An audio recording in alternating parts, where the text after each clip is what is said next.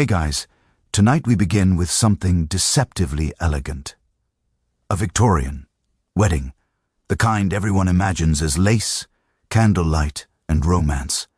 But as you step into the scene, moving through the soft rustle of silk skirts and the heavy scent of orange blossom, you start realizing this isn't a celebration of love. It's a transaction, a negotiation, a polite pastel-cold trap. So before you get comfortable, take a moment to like the video and subscribe, but only if you genuinely enjoy what I do here. And let me know in the comments where you're tuning in from and what time it is for you. Now, dim the lights. Maybe turn on a fan for that soft background hum. And let's ease into tonight's journey together. You stand at the edge of a Victorian church, stiff collar scratching your neck, watching a bride glide down the aisle. Everyone whispers about her beauty, the required currency of womanhood, but no one whispers about her rights because she doesn't really have any. Her father is giving her away, which is charming until you remember that phrase was literal. To give meant to transfer. And you, standing here as a Victorian woman about to be married, are about to become property with a veil. The organ hums. Guests dab their eyes. You wonder if anyone realizes the bride probably hasn't chosen this dress, this groom, or this future. Even her wedding ring isn't for romance. It's a symbol of ownership, a tradition dating back to Roman law. Historians still argue whether Victorian society genuinely believed marriage was sacred or whether it was simply the most efficient way to manage women, children, and property. Either way, you're about to find out firsthand. You walk toward the altar, each step echoing with the knowledge that your future has already been negotiated behind closed doors over tea and biscuits. A mainstream fact here. Victorian engagement wasn't just two people promising to love each other. It was a formal contract between families. Breaking it could lead to court cases, public humiliation, and newspapers eagerly roasting your reputation like a Sunday roast. You weren't in love. You were entering a legal partnership, one tightly wrapped in lace.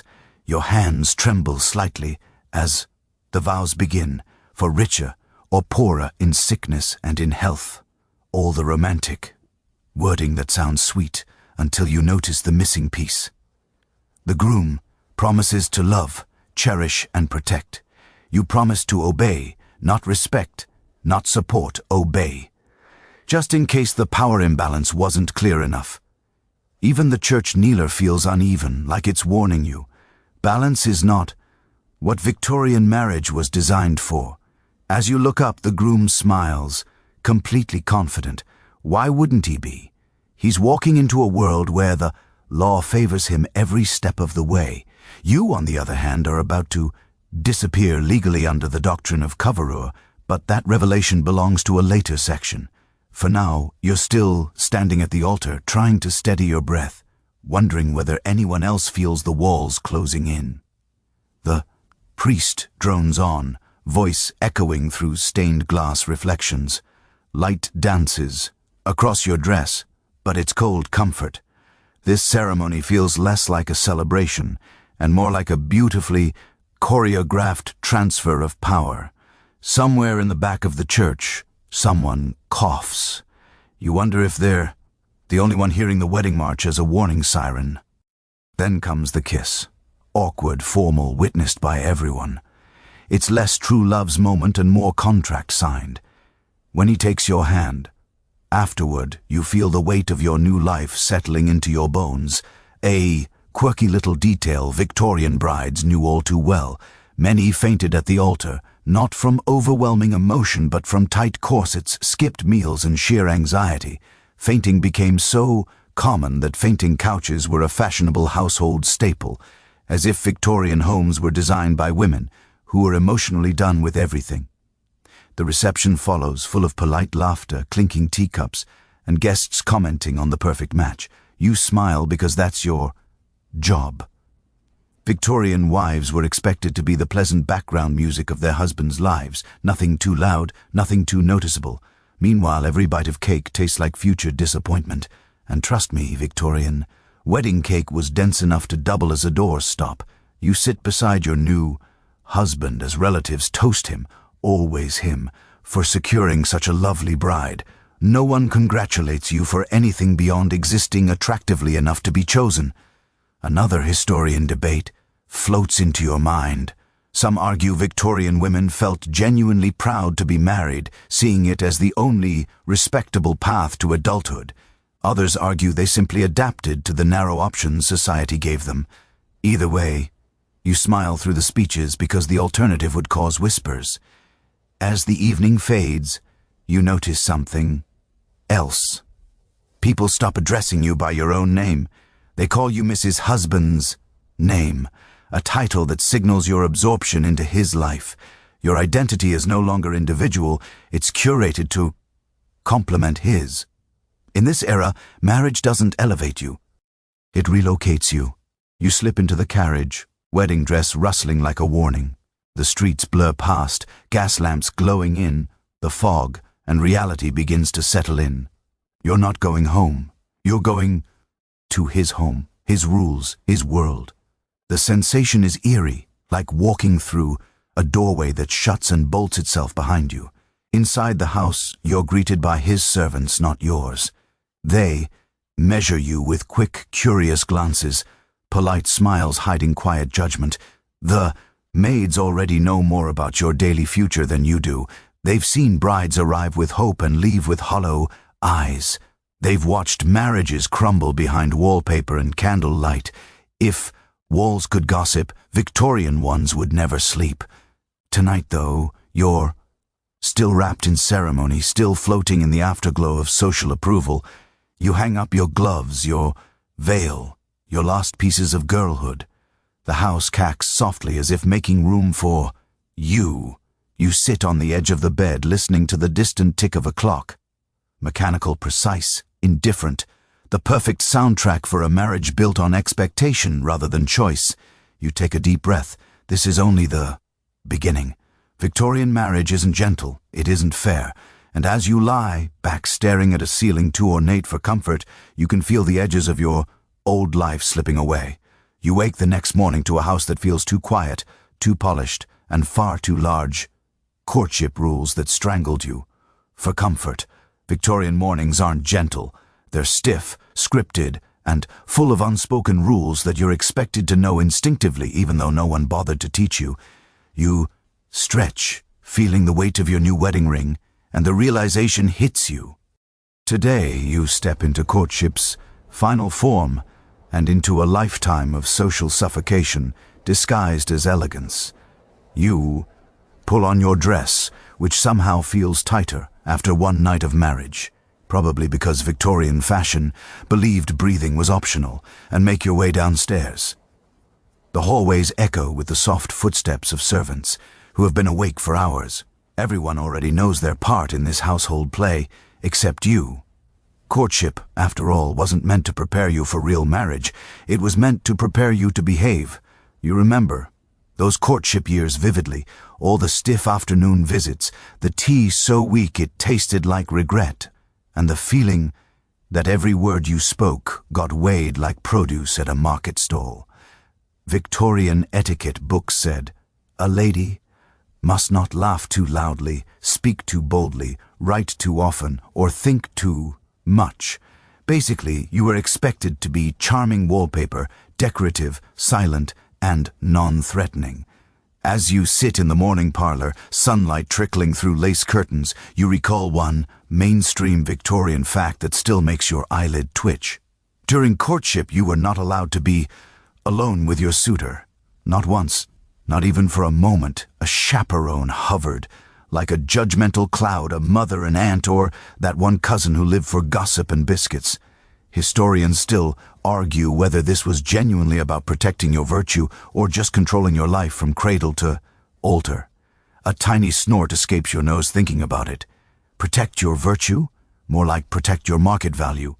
Your husband enters the room with a polite nod, as if you're two XIO workers forced to share an office. You've known him for months, maybe even a year, but only through filtered, stiff encounters that never revealed who he actually is. Courtship wasn't designed for intimacy, it was designed for display, like two fancy birds trying not to embarrass themselves in front of their parents. He takes his seat and you sip your tea, pretending you don't notice. His eyes, skimming the newspaper more than they skim you. This, you realize, is the real Victorian marriage rhythm. Quiet, companionship punctuated by louder expectations. Your mind drifts back to the suffocating rules you had to follow. Before this moment, a quirky Victorian tidbit floats in. Lovers often communicated using elaborate fan signals. Yes, fans, because apparently having a conversation like a normal person was too scandalous. Tilt the fan equals flirting. Snap it shut equals anger. Cover half your face equals mystery. Drop it equals marriage, proposal. Basically, Victorian dating was like living inside a slow-motion Morse code. You stare at your hands now, thinking how absurd it was that your entire romantic future could hinge on the angle at which you held a folding piece of fabric. But that was Victorian. Courtship, heavily coded, painfully polite, and more stressful than it ever needed to be. A servant appears with letters on a silver tray. One of them is addressed to you from your mother. Her handwriting wobbles with excitement or fear or both. As you read, you can practically hear her voice saying things like, "Remember to be agreeable," and a happy marriage begins with a happy wife, but a happy wife begins with obedience. Classic Victorian motherly wisdom, emotionally supportive, with a sprinkle of control. You set the letter down and notice your husband watching you now. Brows slightly raised, not in curiosity, in assessment. That was another part of courtship they didn't put in the pamphlets. Even after marriage, you're being evaluated, not for your charm anymore, but for your competence. How well you run the household, how gracefully you handle expectations, how calmly you fold yourself into the creases of his life. The conversation that follows is polite but shallow. You talk about the weather. Victorians loved weather, perhaps because it was the only safe topic that didn't send anyone into moral panic. And he mentions business matters in vague terms, not because he wants to include you, but because mentioning business makes him feel important. Victorian men were good at that. But then, unexpectedly, he sets the newspaper aside and asks whether you'd like to take a walk in the garden later. A small gesture, simple, almost sweet, and yet you know the truth behind it. These morning strolls are observed, not officially, but informally. Servants watch, neighbors peek. Every gesture becomes community property. Victorian society devoured gossip like candy, and young married couples were their favorite flavor. You nod politely, agreeing to the walk, but inside your mind, you're replaying the suffocating rituals you endured while getting to know him before marriage. Things like calling cards, those stiff little papers you left at people's homes to announce you existed as if you were a very polite ghost, or the bizarre rule that you should never, under any circumstances, speak to a suitor first. Women, initiating conversations was considered bold, and boldness was a moral failing, which is ironic because the men who wrote these rules were experts at moral failing. A draft rustles the curtains as you sip your tea again. Victorian homes were always cold, even the expensive ones. You blow into your cup, warming your hands, and realize something quietly heartbreaking. Courtship had been the most freedom you'd ever had. And it wasn't freedom at all. It was curated performance, but at least it had structure. Marriage is where the mask drops. Your husband excuses himself for his morning appointments, and you're left sitting in that elegant room, surrounded by floral wallpaper and freezing air, wondering what comes next. Courtship taught you how to be desirable. It did not teach you how to be married. You run your finger along the lace tablecloth, the one chosen by either his mother or a servant, definitely not by him. Victorian men didn't know a tablecloth from a handkerchief unless someone told them. You wonder how many mismatched expectations this marriage already contains. Historians still debate whether Victorian couples were truly affectionate behind closed doors or simply performed affection in public and tolerated each other privately. The Truth is probably somewhere in the middle, a wide spectrum from genuine fondness to full emotional exile. Your chest tightens a little at the thought Victorian courtship didn't allow you to know his flaws. It also didn't allow him to know yours. Now you're two strangers legally bound, standing at the threshold of the rest of your life, hoping that whatever compatibility you didn't get to explore won't come back to haunt you. As the clock ticks gently on the mantelpiece, you realize the cruel irony. Courtship gave you rules for how to meet your husband, but none for how to survive him. You take a slow breath, smoothing your skirt. This is marriage now, and Victorian marriage only gets more complicated from here. You spend dowries, deals, and silent bargains. The rest of the morning wandering through your new home, fingertips brushing over polished banisters and stiff floral wallpapers, trying to memorize hallways that all look like they were designed by someone terrified of color. Victorian houses weren't just homes. They were statements of class made to impress visitors and quietly intimidate the people living inside them. As you step into the dining room, still faintly smelling of last night's wedding feast, you're struck by one uncomfortable truth. The biggest decisions about your future have already been made, and none of them were made by you. Welcome to the world of dowies, deals, and silent bargains. Victorian marriage wasn't built on romance. It was built on economics, a delicate tango of money, property, alliances, and family reputation. You didn't marry a man. You married his income, his prospects, his lineage, and occasionally his mother's very strong opinions. In this era, love was optional. Advantage was mandatory. You stepped closer to the table where the marriage agreement had been reviewed just days before. It wasn't signed by you. Of course, why would it be? Victorian women didn't need to understand financial arrangements, or so society insisted. Money matters were handled by fathers and husbands, the two men who essentially traded custody of you like fine china. The mainstream fact hits you again. Victorian dowies weren't symbolic. They were literal payments a bride's family made to secure a suitable match. Sometimes the dowry could buy the groom a small estate, fund renovations, settle his debts, or pay for that horse he definitely didn't need. Other times, the dowry simply acted as reassurance that the bride brought something valuable into the marriage besides her uterus. You run your palm along the back of a carved wooden chair, thinking how strange it is that your worth could be tallied, negotiated, and itemized like livestock. A quirky historical detail slips into your memory in some rare cases. When a bride lacked a dowry, families offered furniture, silverware, or even cows as substitutes. Congratulations, you think, imagining yourself standing beside a cow. At the negotiation table, a husband for you and a barn buddy to sweeten the deal. But beneath the polished surface of all these transactions lies something no one ever talks about. Fear. The fear of marrying beneath your class. The fear of remaining unmarried. The fear of becoming a burden on your family. Victorian society treated a single woman over 25 like a ticking bomb. Except, instead of exploding, she simply became an object of pity. You walk into the drawing room, sunlight catching dust, mows that dance in slow spirals. This room likely hosted the formal meeting between your family and his, a polite battle of wills disguised as tea.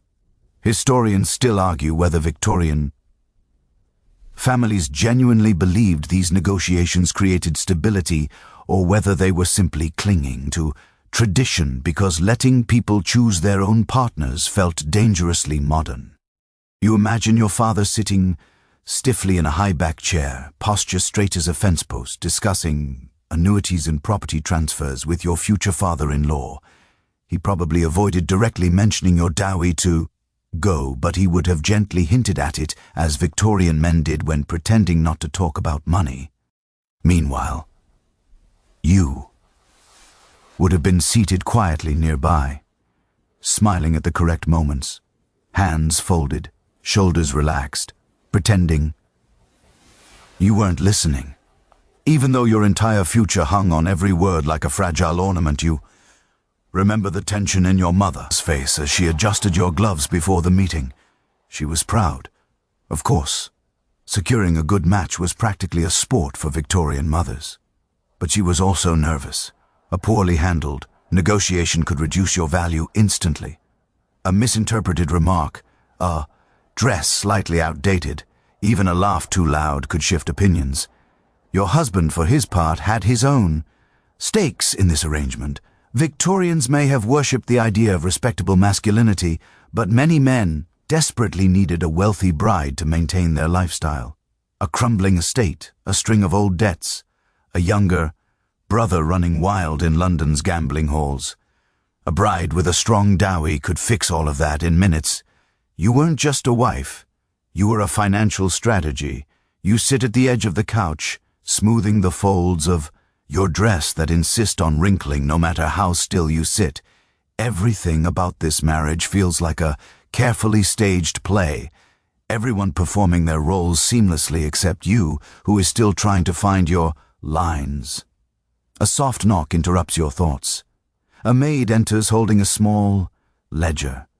She explains, it's the household account book, not for you to manage. Of course, you're simply expected to approve occasional decisions, look gracious and not faint when numbers are mentioned, but you're curious, so you flip through the neat columns of ink, bills for coal, tea, fabric, repairs, servants, wages, and then you see it, a line item for marriage settlement, your dowry. Seeing it recorded so plainly makes your stomach tighten.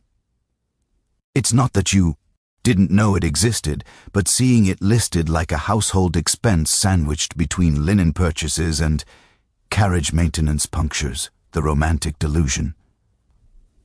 Victorian society encourages young brides to nurture. The maid hesitates as if she might say something, then simply curtsies and leaves. She knows the same secret every servant in this house knows. Marriages here are not built on affection. They are built on accounting. You close the ledger gently, feeling a strange mix of sadness and clarity. Maybe this is why Victorian novels are full of heroines trying to escape bad marriages. Because even fictional women recognize the trap. You walk toward the window, watching carriages rattle down the street. Somewhere in one of those houses sits another new bride trying to understand her place in a marriage that was arranged to preserve wealth, status, and reputation. Everything except personal happiness. A thought creeps into your mind like an unwelcome draft. Without a dowry, you would not be here. Without a dowry, you might still be home, unmarried, earning pitying looks from your neighbors. Without a dowry, you might have had fewer choices or maybe in a strange way more. Historians still debate whether Victorian women accepted these conditions willingly or simply conformed. Because rebellion costs too much. It's probably both. You can already feel how heavy expectations are, how tightly they wrap around your ribs like a corset pulled one notch too far. You breathe in, slowly, watching your breath fog slightly in the cold room. Victorian. Homes are elegant, but they're also cold in temperature and sometimes in spirit. You rest your hand against the glass. Dowries open doors. They also close them. Marriage wasn't an escape from your old life. It was an exchange, one where you were the most valuable item on the table, and no one ever lets you forget it. You close the ledger slowly, your wedding night reality check, numbers still echoing in your mind as you leave the drawing room behind. The farther you walk down the hallway, the more the house feels like it's watching you. Tall ceilings, heavy drapes, and the faint perfume of last night's guests lingering in the air like a reminder that your life now belongs to another world, a world that expects things from you, demands things from you, and tonight it expects the one ritual Victorians almost never spoke openly about. Even though everyone knew it was coming, your wedding night, you try not to think about it too much as you move through the quiet corridors, but it's there, pulsing under your ribs like a second heartbeat. Victorian society behaved as though marital intimacy didn't exist. Young women were taught nothing about it deliberately because innocence wasn't just a virtue, it was a tool used to control you. You step into your new bedroom and the sight makes your stomach swirl. The room looks like a magazine, spread if magazines existed, which they don't yet, with lace, candles, and impossibly crisp linens. The fire pops softly in the grate, throwing warm light across the four-poster bed. The bed that suddenly feels less like a piece of furniture and more like a looming appointment. Victorian wedding nights were wrapped in fear, superstition, and wildly inaccurate science. Your mother might have given you vague advice about being agreeable. Maybe she handed you a scented sash and whispered, "It won't be so bad," without making eye contact.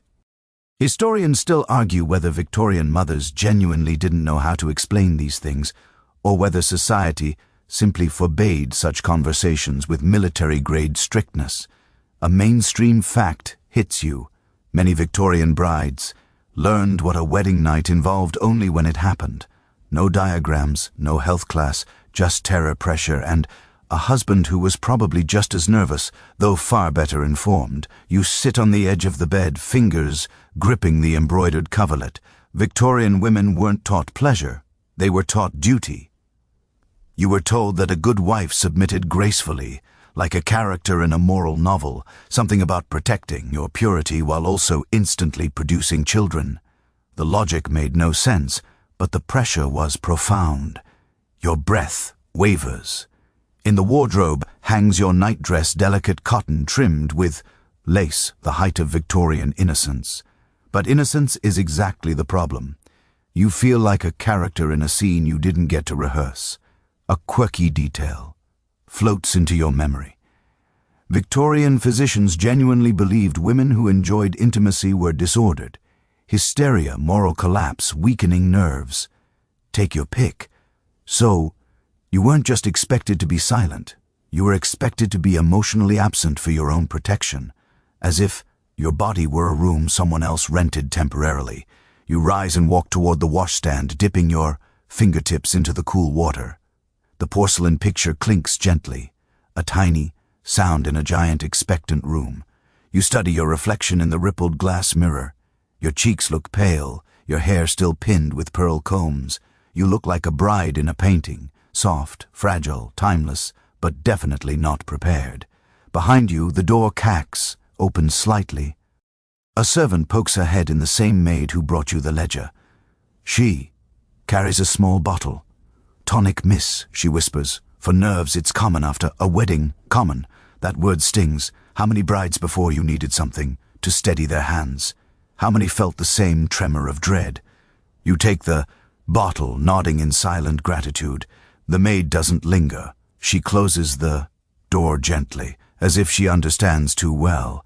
What kind of night lies ahead? You turn back to the room, suddenly feeling like the walls are inching closer. Victorian men, for all their bluster, weren't always experts either.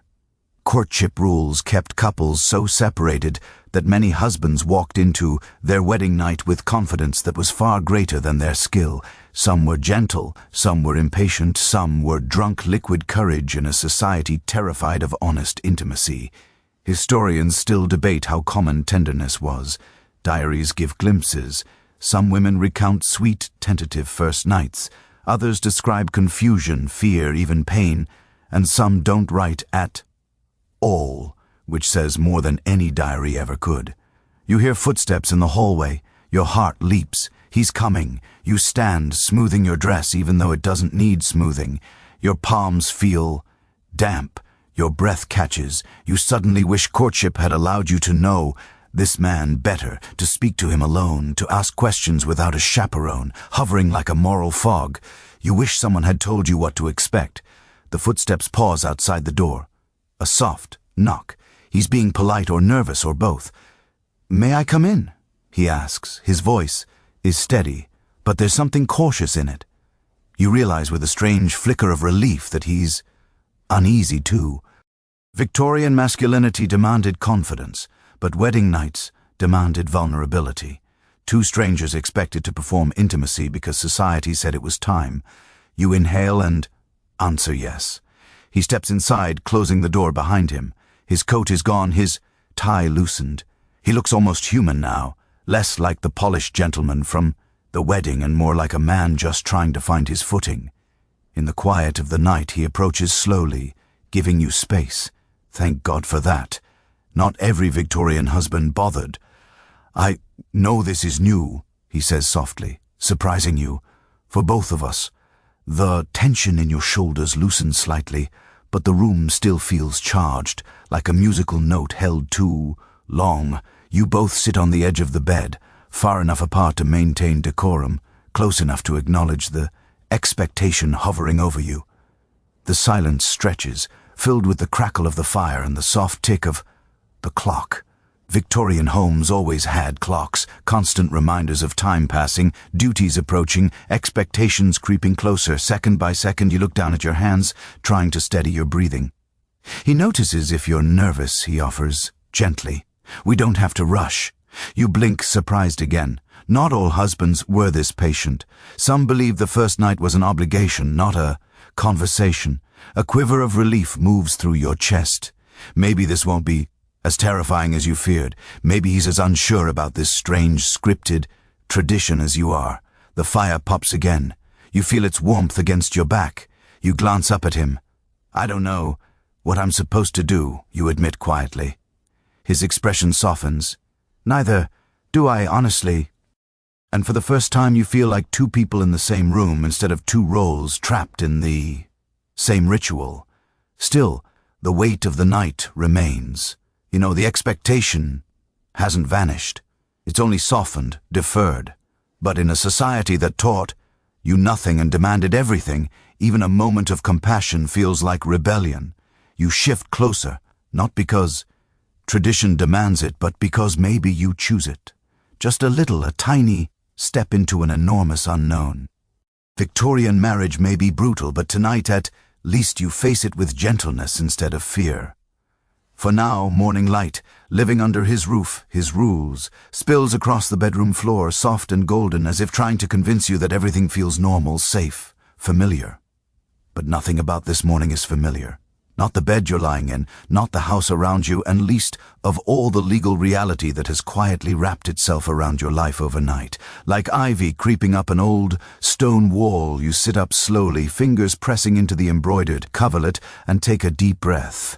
Victorian air is always a little too cold in the mornings. No matter how big the house is or how many fireplaces it contains, the warmth from last night's fire has disappeared, leaving behind only that crisp, chilly sensation that Victorian writers like to call fresh.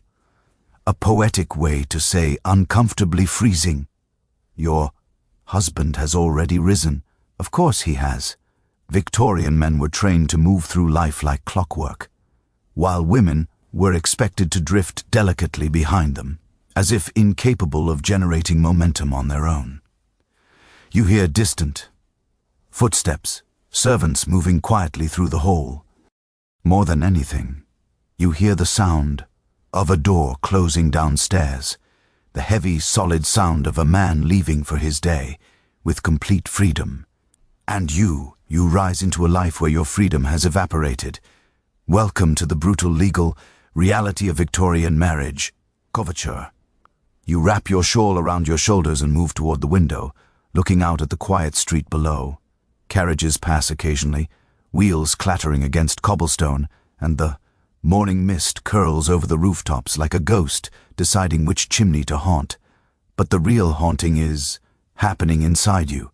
The realization that you are no longer a legal individual, a mainstream fact thuds into your mind.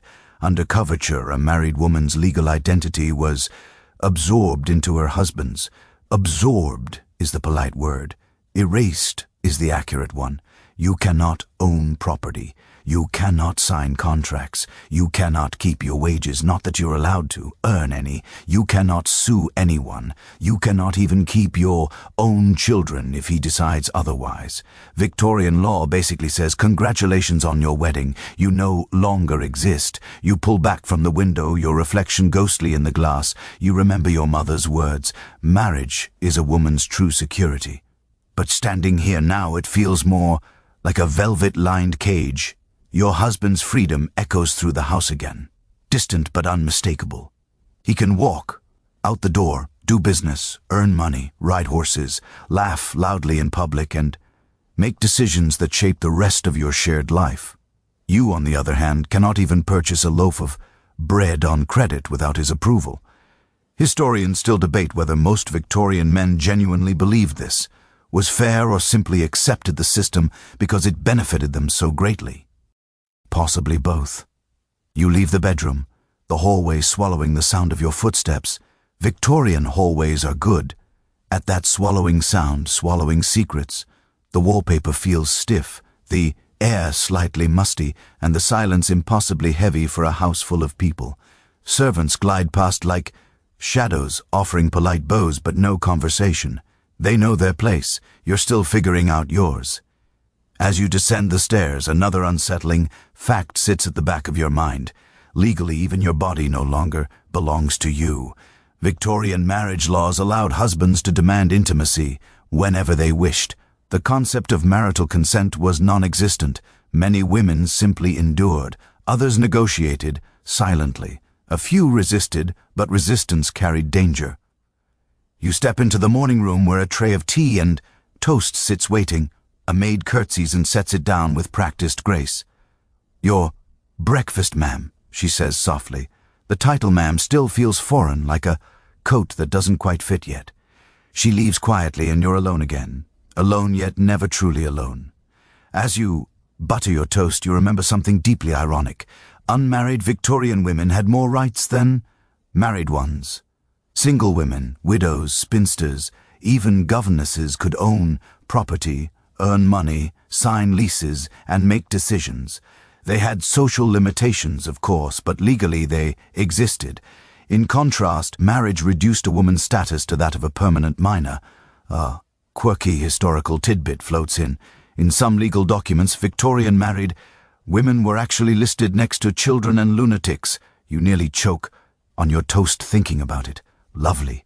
Nothing boosts confidence like being classified with toddlers and the clinically unstable. You sip your tea, letting its warmth fight the cold knot in your stomach.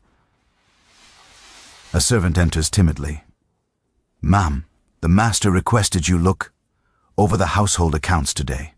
"Requested?" That's what they call it. You nod with a polite smile. Even though this isn't a request at all, it's your new duty. A wife was expected to manage the home like a small corporation, except with zero authority and no salary. You are the CEO of dusting, budgeting, meal planning, and political silence. You walk with the servant to the study, his study, and take a seat at a delicate writing desk. The accounts ledger lies open, ink still glistening on the last entry. Coal delivery, carpet, cleaning, repairs to the greenhouse window, all household matters he expects you to understand intuitively.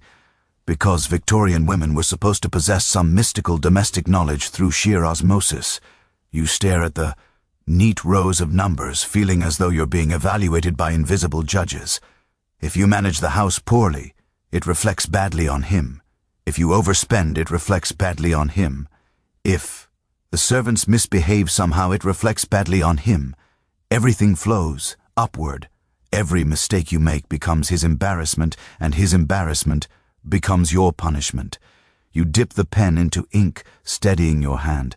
This is your work now, except it's not considered real work. It's simply your nature.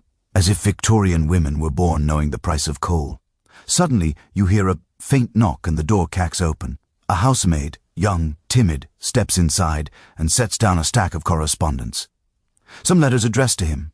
One, addressed to you. The handwriting is elegant, looping, unfamiliar. You open it and read. It's from one of his aunts congratulating you on the marriage, calling you a lovely addition to the family, advising you to be patient with marital adjustments. And then the line that twists like a thorn. A wife who manages her household well brings honor to her husband. A wife who questions too much brings unrest. You close the letter, your breath tight. Victorian. Society didn't just strip your rights. It dressed the stripping in poetry and called it virtue. You set the letter aside and return to the ledger, your mind heavy with the knowledge that your life has been split neatly into two parts, before marriage and your new state of polite erasure. Historians still argue whether the average Victorian wife felt this erasure acutely or whether the era's relentless conditioning made it feel normal. You suspect it's both. You can already feel your mind bending, reshaping itself around expectations you never agreed to. You close the ledger, for now. The house is silent, too silent. And as you sit in your husband's study, a room you have no real authority in, you realize something important. This isn't just his roof. These aren't just his rules. This is his world. And you've been expected to disappear into it. You leave the study with the ledgers still open behind you, feeling as if domestic life, pretty but miserable. You've just stepped out of a courtroom where only one person ever gets to testify. The house feels larger now, not because it grew, but because you've suddenly realized how much space isn't actually yours. Your footsteps echo through the hall as you wander into the heart of your new domain, the Victorian home, where domestic life masquerades as elegance, but is built almost entirely on your unpaid, invisible labor. The moment you enter the parlor, the polished beauty of the room hits you like a wave. Everything looks perfect, too perfect. The furniture is stiff and ornamental, designed for guests rather than comfort. Heavy drapes swallow the light instead of letting it in. The floral wallpaper seems determined to choke the room with charm, and the air stale with propriety. Victorian homes were gorgeous on the outside, but they were exhausting on the inside. You sink slowly onto the settee, adjusting your skirts as you try to make sense of this new rhythm of married life. A mainstream fact flickers through your thoughts. Middle and upper-class Victorian women were expected to run a household the size of a small business, while simultaneously looking delicate and doing absolutely nothing that resembled actual work. You were expected to be the silent general of a domestic army. The best part, everyone pretends it's effortless. A quirky historical detail slips into your mind. Etiquette. Books insisted a Victorian lady should make running a household look natural, as though she were born with an instinct for linen inventories and servant schedules. If you struggled, society didn't adjust its expectations. It scolded you for lacking feminine grace. You glance around the beautifully appointed room and think, grace looks suspiciously like labor. After a few minutes of trying to breathe through the tightness of your corset, you rise and wander into the dining room where the long table gleams under the morning light, polished silver, perfect placement, everything arranged like a stage waiting for actors. Except the actors, the guests, the husband, the distant relatives who will judge your hosting skills only see the final presentation. They never see the hours. You'll spend planning menus, scheduling servants, ordering groceries, arranging flowers and writing invitations, all of it your responsibility, none of it acknowledged as real work. You run your fingertips along the polished table, and the weight of it all settles in your chest. Domestic perfection isn't just a social expectation. It's a performance that never ends. This will be your routine now, whispers a voice in the back of your mind. Do everything well, and then do it again tomorrow. As you walk deeper into the house, a maid approaches with a small bow. "Ma'am, cook would like your approval for tonight's dinner." Her voice is polite and steady, but her eyes are tired, the eyes of someone who has lived inside this system long enough to understand its sharp edges. You nod and follow her to the kitchen, a place Victorian wives were encouraged to avoid, publicly but secretly depended on for survival. The kitchen is warm, fragrant, and alive, pots bubbling, bread forming under skilled hands, vegetables chopped with rhythmic efficiency. It's the only room in the house that actually feels like it breathes. The cook shows you the menu: roast beef, potatoes, and a custard for dessert. You approve it, though you know your input is more symbolic than practical. The cook already knows what the household likes, but etiquette requires you to supervise. Supervision, another word for pretend. Involvement. The truth is, you're responsible for everything that happens in your home, and yet responsible for none of the actions that make it function. As you turn to leave the kitchen, you overhear two scullery maids whispering, You pause, half hidden behind the doorway. She seems kind. One says, "New brides always do," the other replies, "Give it a few months." The pressure gets to them. Pressure. That word lands hard because it's true. You're not just managing staff, meals, finances, and decor. You're managing perfection itself. One misstep, one overcooked meal, one dusty corner, one rude servant. And it's your failure, not the household's. You return to the parlor, sinking onto the settee again, and let your eyes drift closed for a moment. Victorian domesticity wasn't about comfort. It was about maintaining an image so flawless that people forgot. There were humans inside the house. Historians still argue whether Victorian women believed in these ideals or simply performed them, because deviation meant social exile. The answer, you suspect, is complicated. Many did believe, many didn't, but all conformed because not conforming carried consequences. Your breath slows as you take in your surroundings. Domestic life in the Victorian era demanded a particular type of woman. One who moved through her home like a quiet conductor of an invisible symphony. A woman who smiled at guests, soothed servants, balanced budgets, and never let the cracks show. But the cracks are always there. You rise again, restless, and wander upstairs to the morning room, a smaller, quieter space where Victorian wives often retreated to arrange flowers, write letters, or do needlework that made their hands ache. You try to imagine yourself doing those things for decades. A strange, heavy ache fills your chest.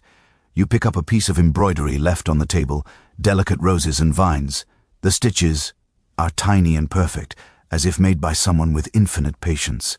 Victorian society loved activities like this. They made women appear busy without acknowledging the emptiness underneath. You set the embroidery down gently. In the far corner of the room sits a pianoforte. The instrument gleams under the light, ivory keys inviting your touch. Victorian wives were expected to play, not professionally, of course, just well enough to impress guests and soothe husbands. You sit at the bench and press a single key. The note rings out pure and lonely, drifting through the room. Your fingers hover over the keys. As memories of childhood lessons float back the pressure to be graceful, talented, and pleasant, all without stepping beyond the invisible boundaries drawn around you. Another note, softer this time, and then another. You play a small melody, something sweet and melancholy, and for a moment the house feels warmer, more forgiving. Like maybe, just maybe, there is space for you here that doesn't demand perfection, but the moment doesn't last. A clock chimes somewhere in the house, reminding you that time belongs to the household schedule. Now you stand, smoothing your skirt, and make your way toward the doorway. Domestic life in the Victorian era wasn't cruel in the obvious ways. It was cruel in the quiet ones. The ways that trickled into your bones, the ways that made you forget where you ended and the house began. You pause at the top of the stairs, gripping the banister. You are not just living in this home. You are expected to become this home. And somewhere beneath the lace, the teacups, the polished silver, and the endless expectations, you feel a small, soft flicker of rebellion. Not enough to change the world. Just enough to remind yourself you're still in it. You descend. Victorian husband privileges. The stairs slowly, your hand gliding along the polished banister.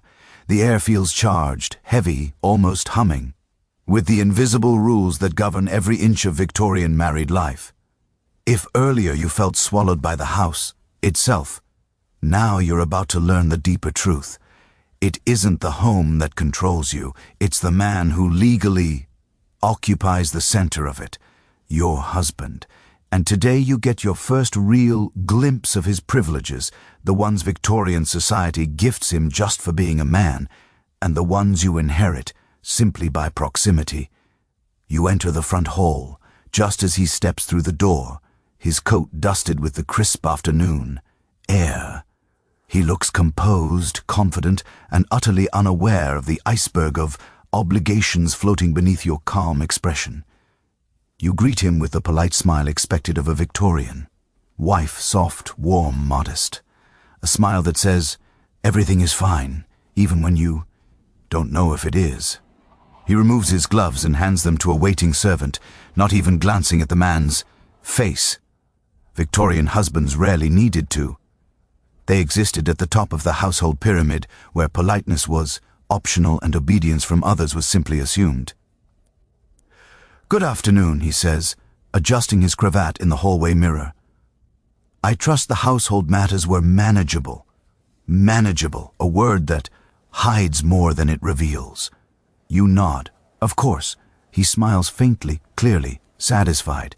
His expectations of you are simple. Do everything quietly, gracefully, and without asking for help. In return, he believes he is granting you the privilege of belonging to a respectable household, a fair exchange in his eyes. As he walks past you into the drawing room, you feel the shift, subtle but complete. The room changes around him. The furniture feels smaller. The air feels thicker. This isn't just your home anymore. It's his territory. Every painting, every piece of silver, every decision that matters is shaped by him. Victorian husbands didn't merely lead the household, they owned it. You follow him into the drawing room, your steps quiet. He settles into an armchair near the fire, crossing his legs in that relaxed, expansive way men do when there's nothing in the world they fear. You sit across from him, back straight, ankles crossed, hands folded gently in your lap, a delicate mirror of femininity. He begins to talk about his day business matters, political discussions at the club, a new gentleman who may join his morning riding circle. His voice is even smooth, unhurried. Everything he says assumes your interest, even if the details mean nothing to you. Victorian wives were expected to listen as though every word was riveting, even when husbands droned on about railway shares or a debate in Parliament that sounded like a group of men arguing over who had the more impressive waistcoat.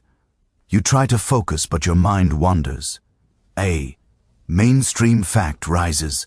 Husbands under Victorian law could control nearly every aspect of their wives' lives. Money, property, movement, friendships, medical care, even the right to leave the house alone.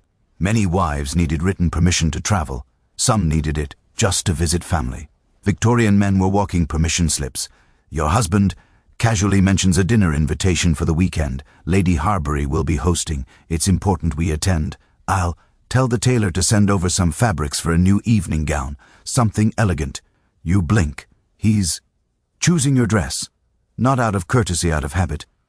Because Victorian husbands were expected to curate their wives' appearance like selecting art for their homes. Tasteful, appropriate, pleasing, a reflection of himself. He continues, speaking, unaware that the thread of his sentence tightened around your ribs. And perhaps you'll avoid the softer blues. They wash out your complexion in evening light. You keep your expression smooth, but inside a tiny spark flickers. Not anger, not yet, but awareness. This man, who legally owns your home, also believes he owns your aesthetic. He isn't cruel, not intentionally. He's simply Victorian, and Victorian husbands were taught their entire lives that authority was their birthright. He shifts topics again. The new horse he's considering buying. The man at the club who cheats at billiards, the upcoming elections, politics, horses, money, worlds. You're not supposed to enter. If you dare ask a question too confidently, society labels you unfeminine. If you remain silent, it calls you graceful. You choose silence. He doesn't notice. Historians still argue whether Victorian men genuinely wanted emotional closeness with their wives or whether they saw marriage as a practical partnership. Some diaries reveal tenderness. Others reveal cold distance. Most reveal men who simply didn't consider their wives, feelings as part of the marriage equation. As he speaks, you glance at the mantel clock. Its ticking feels louder now, like a metronome counting down the moments of a life that's more performance than partnership. Then a housemaid enters and asks if you'd like tea. Your husband answers before you can speak. She'll have Earl Grey. You inhale slowly, your jaw tight for a heartbeat. He didn't ask you. He didn't check. He just assumed. A soft, polite assumption, but an assumption all the same. One that Victorian society trained men to make without hesitation. The tea arrives. You take a sip. You hate Earl Grey. He doesn't notice. Victorian men rarely noticed the preferences of their wives. Unless those preferences directly benefited them, your tastes, your desires, your curiosities. They existed quietly like pressed flowers in a book, lovely in theory, useless in practice. As the afternoon wanes, he stands and straightens his coat. "I'll be at the club for supper," he says. "Don't wait up." Of course he will. Victorian husbands spent more time at their clubs than with their wives, drinking, smoking, debating politics, escaping responsibility. Clubs were male sanctuaries, places where they could exist without the burden of being emotionally present. You nod, have a pleasant evening. He leaves, the door closes, and for the first time all day, the house feels like it belongs to you again. Not entirely, but enough to breathe. You walk slowly back to the parlor window and watch the fog roll down the street. You take another sip of grey, grimacing. Then you set the cup down and whisper into the empty room.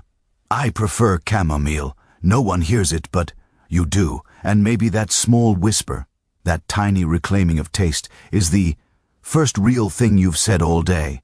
Victorian husbands may have had all the privileges, but Victorian wives had something else. The quiet beginnings of an inner life, a life that, one whisper at a time, might grow louder. The house, pregnancy, constant and terrifying, settles into evening silence, the kind that feels thick enough to wrap around your shoulders. Lantern light flickers against the walls as you climb the stairs, one hand resting lightly on the banister. The day has been long, not physically exhausting, but emotionally heavy, as if every expectation of Victorian marriage has attached itself to you like an extra layer beneath your corset. You pause outside your bedroom door, taking a breath.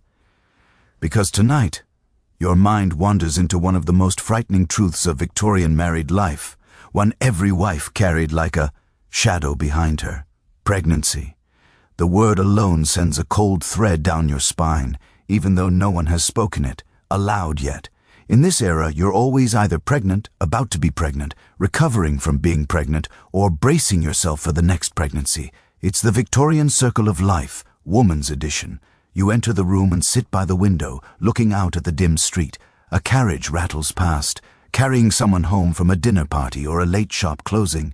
Their life continues as normal. Yours feels suspended, waiting for a future you can't control. The mainstream fact slices in. Victorian women average 6 to 8 pregnancies. Some had 10, some had 14, and about 1 in every 4 women didn't survive childbirth. The math isn't comforting. You rest your palm on your abdomen, flat, quiet, innocent, and try to imagine the weight of a future child, or 2 or 6, or however many your husband expects. Because in this world, children weren't simply family members. They were proof. Proof of fertility, proof of success, proof of your worth as a wife. You exhale shakily. Victorian advice books made pregnancy sound like an inevitable blessing rather than a mortal risk. But you know the whispered stories, the neighbors who took ill after childbirth, the women who vanished from dinner parties after complications, the quiet funerals held behind lace curtains. The kind of things Victorian society never wrote about in newspapers. Your stomach tightens at the memory of your mother's expression the night before your wedding, proud. Yes, but also sad. A shadow behind her eyes, as if she was passing you into something she knew too well, as if she wanted to warn you. But the rules of propriety had wrapped themselves around her voice. You stand and cross the room to your vanity. Sitting down, you examine your reflection in the dim lamplight. You look the same, and yet not. There's a new heaviness in your gaze, a quiet awareness that the body reflected back at you may no longer feel like your own.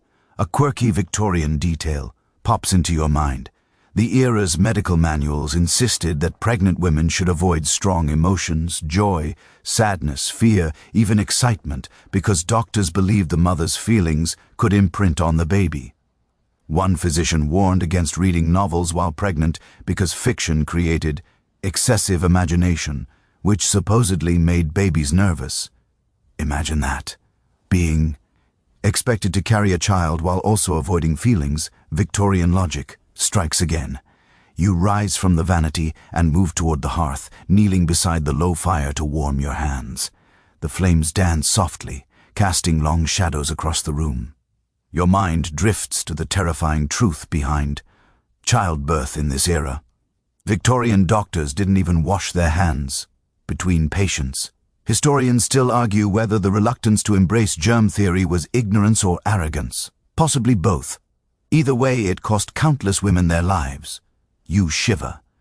In the hallway outside your room, you hear faint footsteps. The night maid doing her rounds. The sound is oddly comforting. At least someone in this immense echoing. House is awake with you.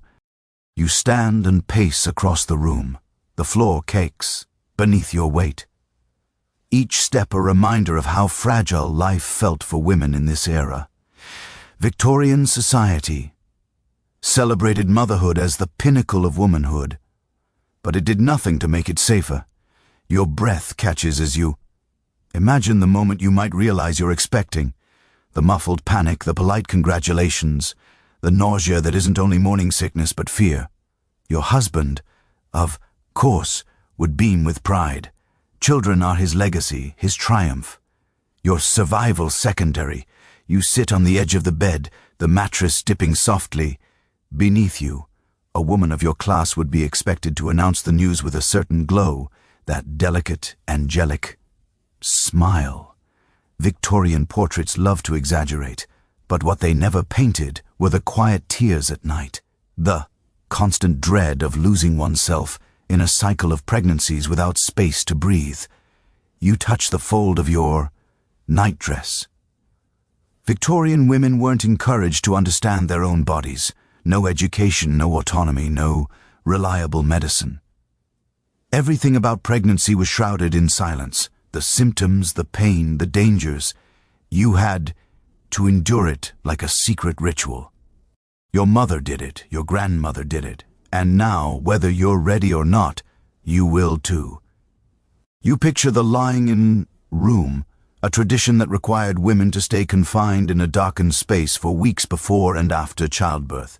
Shades drawn, air stifling, visitors kept away, all in the name of protecting the mother, though no one could explain why darkness mattered more than hygiene.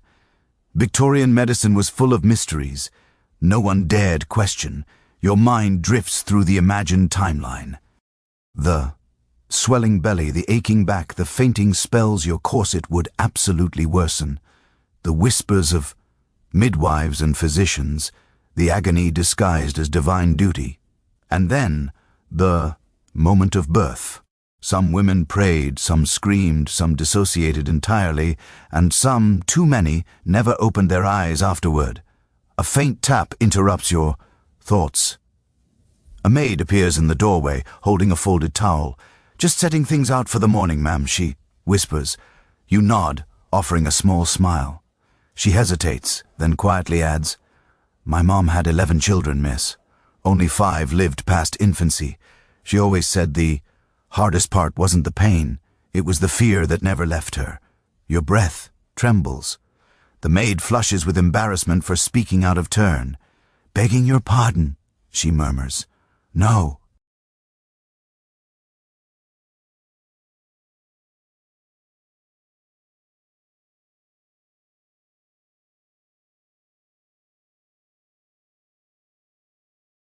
You whisper, "Thank you." She slips out, closing the door softly behind her. You lie back on the bed, staring up at the canopy. Shadows dance across the fabric. Fear curls deep in your chest, but so does something else. A strange resilience. Victorian women suffered, yes, but they also endured, held families together, survived on hope and stubbornness and the quiet bravery no one applauded. Perhaps you will too. But as your eyes drift toward the window where the fog thins and moonlight rests gently on the glass, you know the truth. Pregnancy in Victorian England wasn't just a biological possibility. It was a looming destiny, a destiny that could shape your life. Or take it. You wake, the motherhood burden, the next morning with a dull ache behind your eyes, the kind that comes not from lack of sleep, but from thinking too much. The fog has settled over the street again, curling around chimneys and softening the harsh edges of the world. You press your palms to your temples and breathe slowly, trying to gather yourself. Because today you step deeper into a Victorian wife's greatest, most exhausting duty, one no etiquette, book could soften, and no polite parlor conversation could hide. Motherhood, not the painted versions seen in sentimental portraits, not the gentle lullabies whispered in nurseries lined with lace. No, the real Victorian motherhood, the constant pounding bone-deep labor that never ends. You rise and move to the window, pushing aside the heavy curtain. A street sweeper drags his broom through the morning drizzle. A milk cart clatters. Somewhere in the distance, a child cries a high, sharp sound that threads through the air like a reminder. Childhood in this era is fragile, unpredictable, and often heartbreakingly short. You place a hand on the window frame, the cold wood grounding you. Victorian mothers lived with fear as a daily companion. Infant mortality was so common that families didn't celebrate a child's survival until after the first birthday. Sometimes, not even then. Newspapers printed death notices for toddlers beside advertisements for sewing needles and hair tonics, as if loss were just another household inconvenience. A mainstream fact floats into your mind. Nearly 15% of Victorian children didn't survive past age 5. For poorer families, the numbers were even worse. You blink slowly.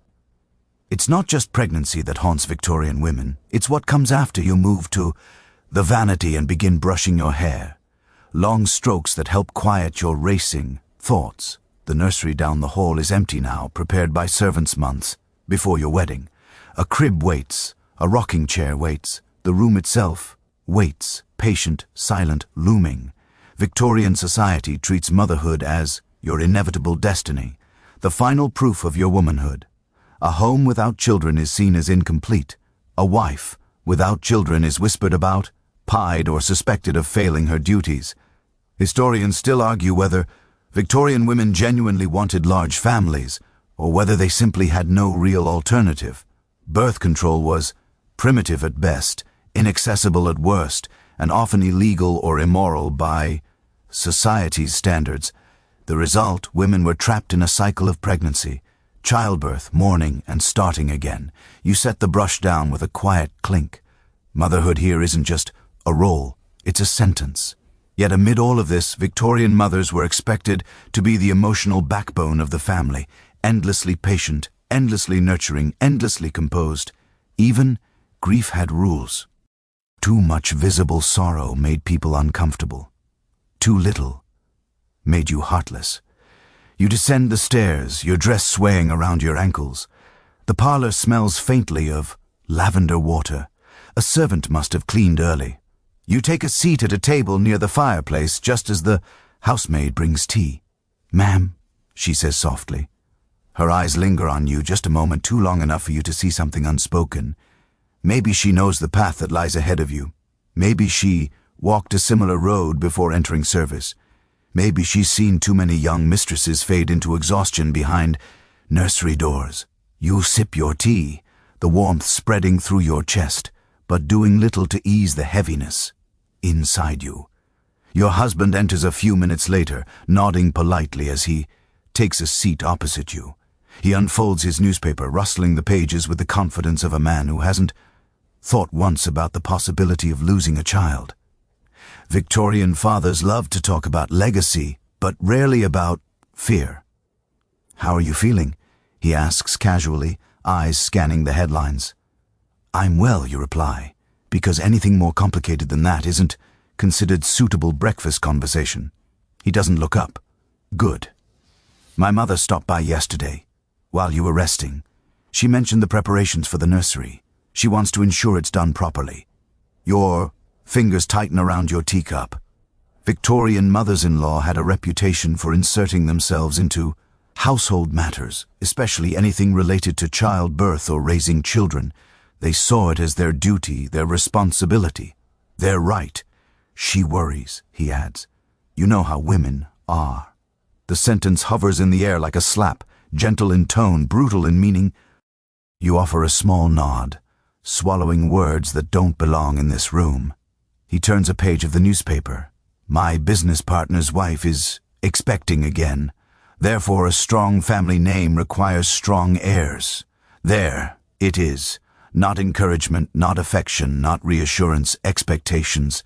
The desire for a strong family name sits heavy in your chest. To him, future. Children represent legacy and stability. To you, they represent months of risk, pain, and uncertainty. But you don't say that. A Victorian wife's fears are meant to stay tucked inside her rib cage, hidden beneath lace and composure. He folds the newspaper finally. Standing to leave, I'll be out most of the day. Dinner at the club. He pauses. You should rest. Stress is not good for a woman's health. You almost laugh at the absurdity. Victorian women were allowed everything except actual emotional expression. After he leaves, the house falls quiet again. Too quiet. You make your way upstairs to the nursery. The door cacks as you open it. The room is pristine, too pristine. Sunlight filters through lace curtains, dust motes dancing like tiny ghosts. A small carved crib sits near the window, its blankets neatly folded. A rocking chair rests in the corner. Shelves hold children's books with moral lessons about obedience and purity. You step inside cautiously, as if the stillness might break under your breath. Your fingers brush the edge of the crib. The wood is smooth, polished, cold. You imagine a future child here, small, delicate, fragile, a heartbeat the size of a sparrow's. You also imagine empty arms. The two images pulse together in your mind and your breath trembles. Behind you, the maid appears quietly, almost apologetically, begging, "Pardon, ma'am," she murmurs. "Shall I open the window?" You shake your head. She lingers, hesitating. "My sister had 8, ma'am," she whispers. "Only the youngest 3 survived. But she said the ones she lost still lived in the corners of her heart, always." Your throat tightens. Perhaps Victorian motherhood is exactly that, a heart full of corners, each holding memories too tender to touch. You nod, gently. "Thank you." She curtsies and leaves. You stay a little longer, tracing the crib's edge, letting the quiet settle around you like a second skin. Motherhood in this era is not a soft story. It's a war fought in silence, a battle between hope and fear that every woman carries alone. Finally, you turn toward the door. The nursery waits behind you, patient and constant. Your future waits too full of uncertainty, exhaustion, love, and loss. You step into the hallway, feeling the weight of it all. And for the first time, you whisper to yourself, "I'm not ready." But in Victorian England, readiness didn't matter. Duty did. Medicine that didn't help much. Leave the nursery with your pulse still unsteady, the echo of the maid's words drifting behind you like a soft, lingering ghost. The hallway feels colder now, narrower. The polished floorboards creak beneath you as though warning you that once you take the next step, you enter yet another territory of Victorian womanhood, one just as suffocating, dangerous, and quietly brutal. Medicine, or rather what Victorians thought medicine was. You descend the stairs, slowly, your hand brushing the wallpaper. If pregnancy was frightening, then Victorian healthcare was an entirely different kind of nightmare. A place where superstition dressed up as science, where male doctors clung to outdated theories like life rafts, and where women's pain was treated with a shrug, a lecture, or a prescription that often made things worse. You step into the morning parlor where the light is beginning to strengthen behind the curtains. A tea tray arrives, but you barely touch it.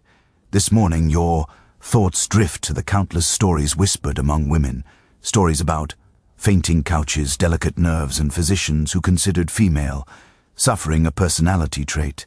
A mainstream fact drops into your mind like a cold pebble. Victorian doctors believed women were naturally fragile, emotional, and biologically designed for suffering. They viewed pain, especially women's pain, as a moral lesson rather than a medical issue.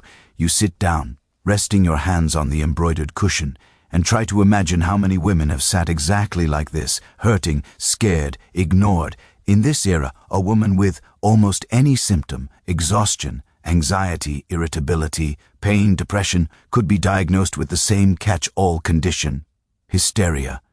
You've heard the word your entire life. It floats through Victorian society like perfume. sweet-sounding but poisonous.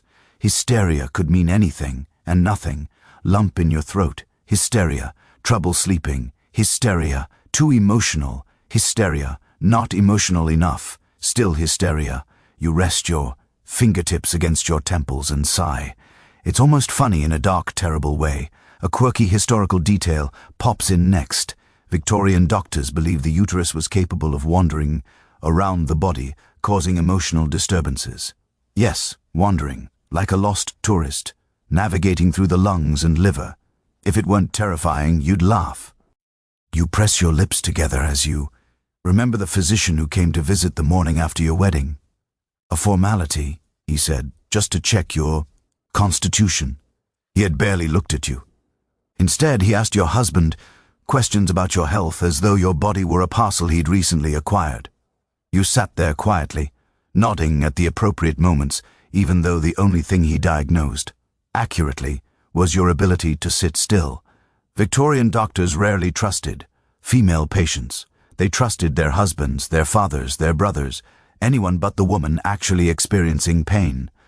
Before you can dwell too long on the memory, a soft knock interrupts you. A maid enters. "Ma'am, Dr. Pembroke is here for the household rounds. The master requested he speak with you as well." Of course he did. Victorian husbands often summoned doctors on behalf of their wives, usually without asking. Many believed a woman's health was simply an extension of his responsibility. Like property maintenance or stable management, you steel yourself as Dr. Pembroke steps into the room. He's in his late 50s with silver hair, a dignified beard, and an expression that suggests he's seen far too many lacy curtains and far too few actual symptoms. He bows slightly. "Good morning, Mrs. Harwood. The master mentioned you've seemed thoughtful." Thoughtful, the polite Victorian way of saying concerning. You smile gently. "I'm quite well." He nods in that patronizing manner older men have perfected over centuries. Women often say that, but their nerves tell a different story. "How have your spirits been since the wedding?" "My spirits." You echo, eyebrows tightening before you can stop them. "Any restlessness, irritability, tearfulness, faint spells, unsettled dreams?" You almost snort. That list describes every Victorian woman who has ever existed. "I'm simply adjusting," you say calmly. "And how is your appetite?" he continues. "Women of your constitution often show early signs through appetite changes. Your breath catches as you translate the hidden implication. He's looking for signs of pregnancy already." You swallow and answer carefully. "My appetite is normal." He scribbles something in his notebook, probably something unhelpful and bold like nerves unstable. Victorian physicians love diagnosing things you didn't have. It made them feel knowledgeable. He asks a few more vague questions, clucking sympathetically at your every response, then closes his notebook with a satisfied snap. "Exhaustion is common in young wives," he says, as though reciting a script. "A short tonic and daily rest should improve your humors." Humors, another delightful Victorian medical, left over from medieval times, as if your internal organs run on seasonal produce. "What kind of tonic?" you ask. He waves his hand dismissively. "Something mild, laudanum. Your stomach drops, laudanum. A lovely Victorian mixture of opium and alcohol given to women for headaches, sorrow, cramps, or simply existing, highly addictive, widely prescribed, perfect for calming inconvenient wives. Historians still debate whether Victorian doctors genuinely believed laudanum was harmless or whether they simply didn't care about its long-term effects. Judging by the number of women who lived half their lives in a drugged fog, the answer seems painfully obvious. "That won't be necessary," you say gently but firmly. He pauses. Surprised Victorian wives rarely contradicted their doctors. "Are you sure, Mrs. Harwood? Your nerves?" "My nerves?" You interrupt quietly. "We'll be fine." He studies you for a moment, clearly unsure whether to insist, but something in your gaze tells him you won't budge. "Very well," he finally concedes. "But do inform the master if anything shifts." He leaves with a stiff bow. As the door closes, you exhale, shakily. The room feels larger, as if reclaiming the air he took with him. You clutch the arm of your chair, grounding yourself. Victorian medicine wasn't designed to heal you. It was designed to manage you. You realize this now more clearly than ever. The era's medical system treats men as rational beings with symptoms and women as emotional creatures with sensibilities. Pain becomes personality, symptoms become weakness, and anything that doesn't fit the narrow definition of feminine calmness gets labeled as hysteria or nerves. You rise from your chair, pacing slowly across the parlor. If one day you do become pregnant, you know exactly what awaits you. Doctors who dismiss your discomfort, medicines that numb you more than they heal, advice based on superstition rather than science, a maternal fate shaped by men who never experience it themselves. You pause by the mantle, running your hand across its smooth surface. It's unsettling realizing your life is shaped so profoundly by people whose expertise is questionable at best, dangerous at worst. You take a deep breath. Victorian, medicine may fail you, but you know one thing to be true. You must learn to listen to your own body more carefully than anyone else.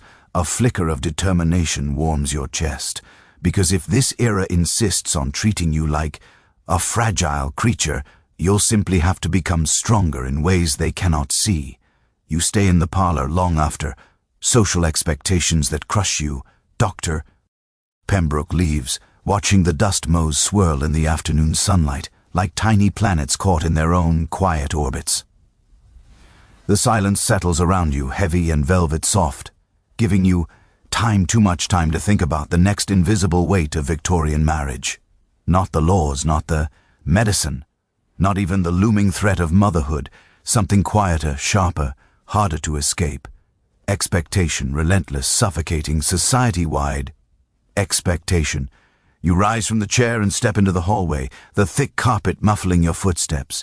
Victorian homes are designed to hide noise. Victorian wives, it seems, are expected to hide everything else. As you move into the sitting room, you catch your reflection in the mirror over the mantelpiece, pale, composed, polite, the very image Victorian society demands of a wife. A woman must always look calm, even when she is breaking, must always look modest, even when the world stares at her like an exhibit, must always look agreeable, even when every instinct within her whispers, no. You step closer to the mirror, examining your expression.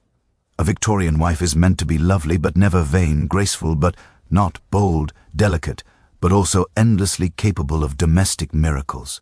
She must look pure but also fertile, innocent, but also ready for marital duty.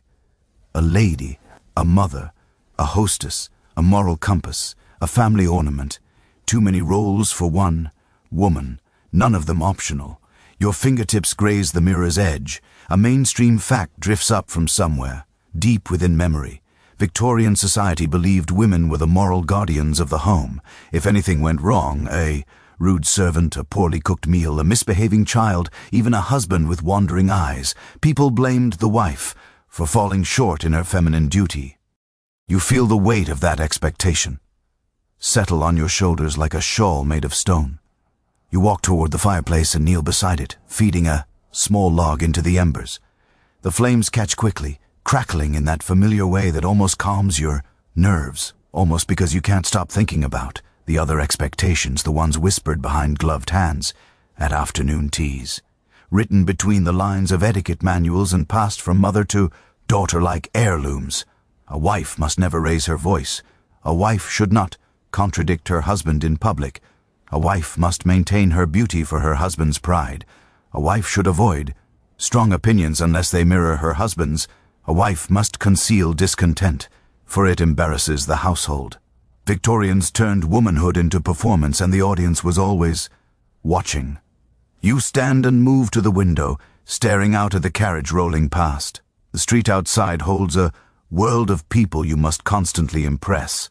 Neighbors who gossip, shopkeepers who judge, even strangers who glance at you from passing carriages carry expectations of what a respectable wife should be. A quirky detail slips in. Many Victorian women kept morality. diaries where they wrote daily confessions of any minor failure, speaking too sharply, walking too quickly, appearing too cheerful, looking too tired, eating more than the expected portion, even thinking an improper thought. Self-surveillance disguised as virtue. You imagine yourself writing in such a diary, noting every unladylike moment, frowned while reading, spoke too directly, looked out the window too long, felt tired, exhausting. You turn away from the window and head toward the staircase. As you ascend, your skirt brushing softly against each step, the whisper of fabric feels like the quiet shaming of society. Elegant, composed, perfect. Even when you're unraveling inside, halfway up the stairs, you pause. A framed portrait hangs on the wall, a Victorian couple painted decades ago. The husband stands confidently, one hand resting on a polished cane. The wife sits beside him, eyes lowered, smile soft, posture immaculate. She looks empty. You stare at her for a long moment. She is beautiful, she is poised. She is utterly, painfully silent. You climb the rest of the stairs to escape her stare, but her ghost walks behind you, the ghost of every Victorian woman, swallowed by social expectation. In your bedroom, a new dress lies folded across the bed. The maids must have laid it out for tonight's dinner. It's lovely deep green silk with lace trimming, but it feels like a costume more than clothing. You sit beside it, running your hand along the smooth fabric. This dress is not for comfort, not for expression, not even for yourself. It is for them, for him, for the endless eyes evaluating whether you perform your role well enough. Victorian fashion is beautiful, yes, but also restrictive, symbolic of the very society that shapes you. Corsets that restrict your breath, gloves that hide your touch, petticoats that weigh you down, skirts that force you to move slowly, delicately, carefully. A daily reminder, you must take up space beautifully but never boldly. As you lift the dress, you remember another mainstream truth. Victorian women were judged harshly if they aged visibly. Wrinkles, tired eyes, or faded complexions weren't simply signs of time. They were moral failings. Only careless, undisciplined women let themselves go. Even aging was a performance. You place the dress back on the bed, your throat tightening. A soft knock at the door pulls you from your spiraling thoughts. A maid enters with a small bouquet, roses, pale and perfect. "Ma'am," she whispers, "these arrived from Mrs. Blackley across the street. A welcome to the neighborhood." You thank her, but as the maid leaves, you stare at the flowers with unease. Not because they aren't beautiful, they are, but because they represent something more. Mrs. Blackley is watching you. Her welcome gift is also a reminder that your behavior, your attire, your smile, everything you do will be reported and discussed. You place the roses on the vanity. Their petals are soft, flawless, unlike you. They aren't supposed to survive more than a few days. You sit before the mirror again, your eyes meeting your own reflection. A woman shaped by pressure, expectation, and a society that mistakes silence for virtue. Historians still debate whether Victorian women internalized these expectations willingly or whether centuries of conditioning made them seem natural. Some diaries show women embracing the ideals enthusiastically. Others reveal cracks beneath the surface, bitterness, exhaustion, longing for something more. You lean closer to the mirror. Your reflection blinks back at you, composed, polite, lonely. You touch your cheek gently, as if reassuring yourself that you're real beyond the reflection, beyond the expectations. Tonight, you will dress up, smile, converse, and perform the role society demands. But for now, privately, silently, you allow yourself one small rebellion. You let yourself feel everything they say you shouldn't. Pain, fear, restlessness, hope, and beneath it all, a spark of self still burning. Because even in a world built to shape you into something ornamental, something obedient, something flawless, you remain human, and that is the one expectation Victorian society cannot fully erase. You stay seated at the keeping up appearances, vanity longer than you intended, your eyes drifting across the pale roses on the table. Their scent lingers softly in the air, sweet, restrained, pleasant in that distinctly Victorian way that always seems just one breath away from suffocating. You inhale slow and steady, as if the perfume itself is a reminder of everything expected from you: beauty, refinement, and above all, composure. But as you rise and walk toward the bedroom window, you know the truth settling deep into your bones. Victorian. Life isn't built on honesty. It's built on appearances carefully crafted, endlessly maintained, and brutally judged. Keeping up appearances isn't just part of marriage, it is marriage. You draw the curtains back and watch the street below. The day has settled into that gentle late afternoon calm where the sun hits the rooftops at a warm angle and neighbors perform their daily rituals of being seen. A lady in a lavender gown steps out of a carriage with calculated elegance, pausing just long enough for anyone nearby to admire her. A gentleman tips his hat too deeply but clearly for show. Two older women on a bench lean toward one another, whispering so animatedly that you don't need to hear their words to know their subject is someone else's misstep. Victorian society is always watching and always talking. You turn away from the window, a slow breath escaping your lips. It isn't paranoia, it's reality. The walls of Victorian homes are thick, but gossip moves through them like smoke. A misplaced comment over tea, a slightly wrinkled dress, a servant behaving improperly. Each tiny deviation becomes a topic for the neighborhood's unofficial sport, collective judgment.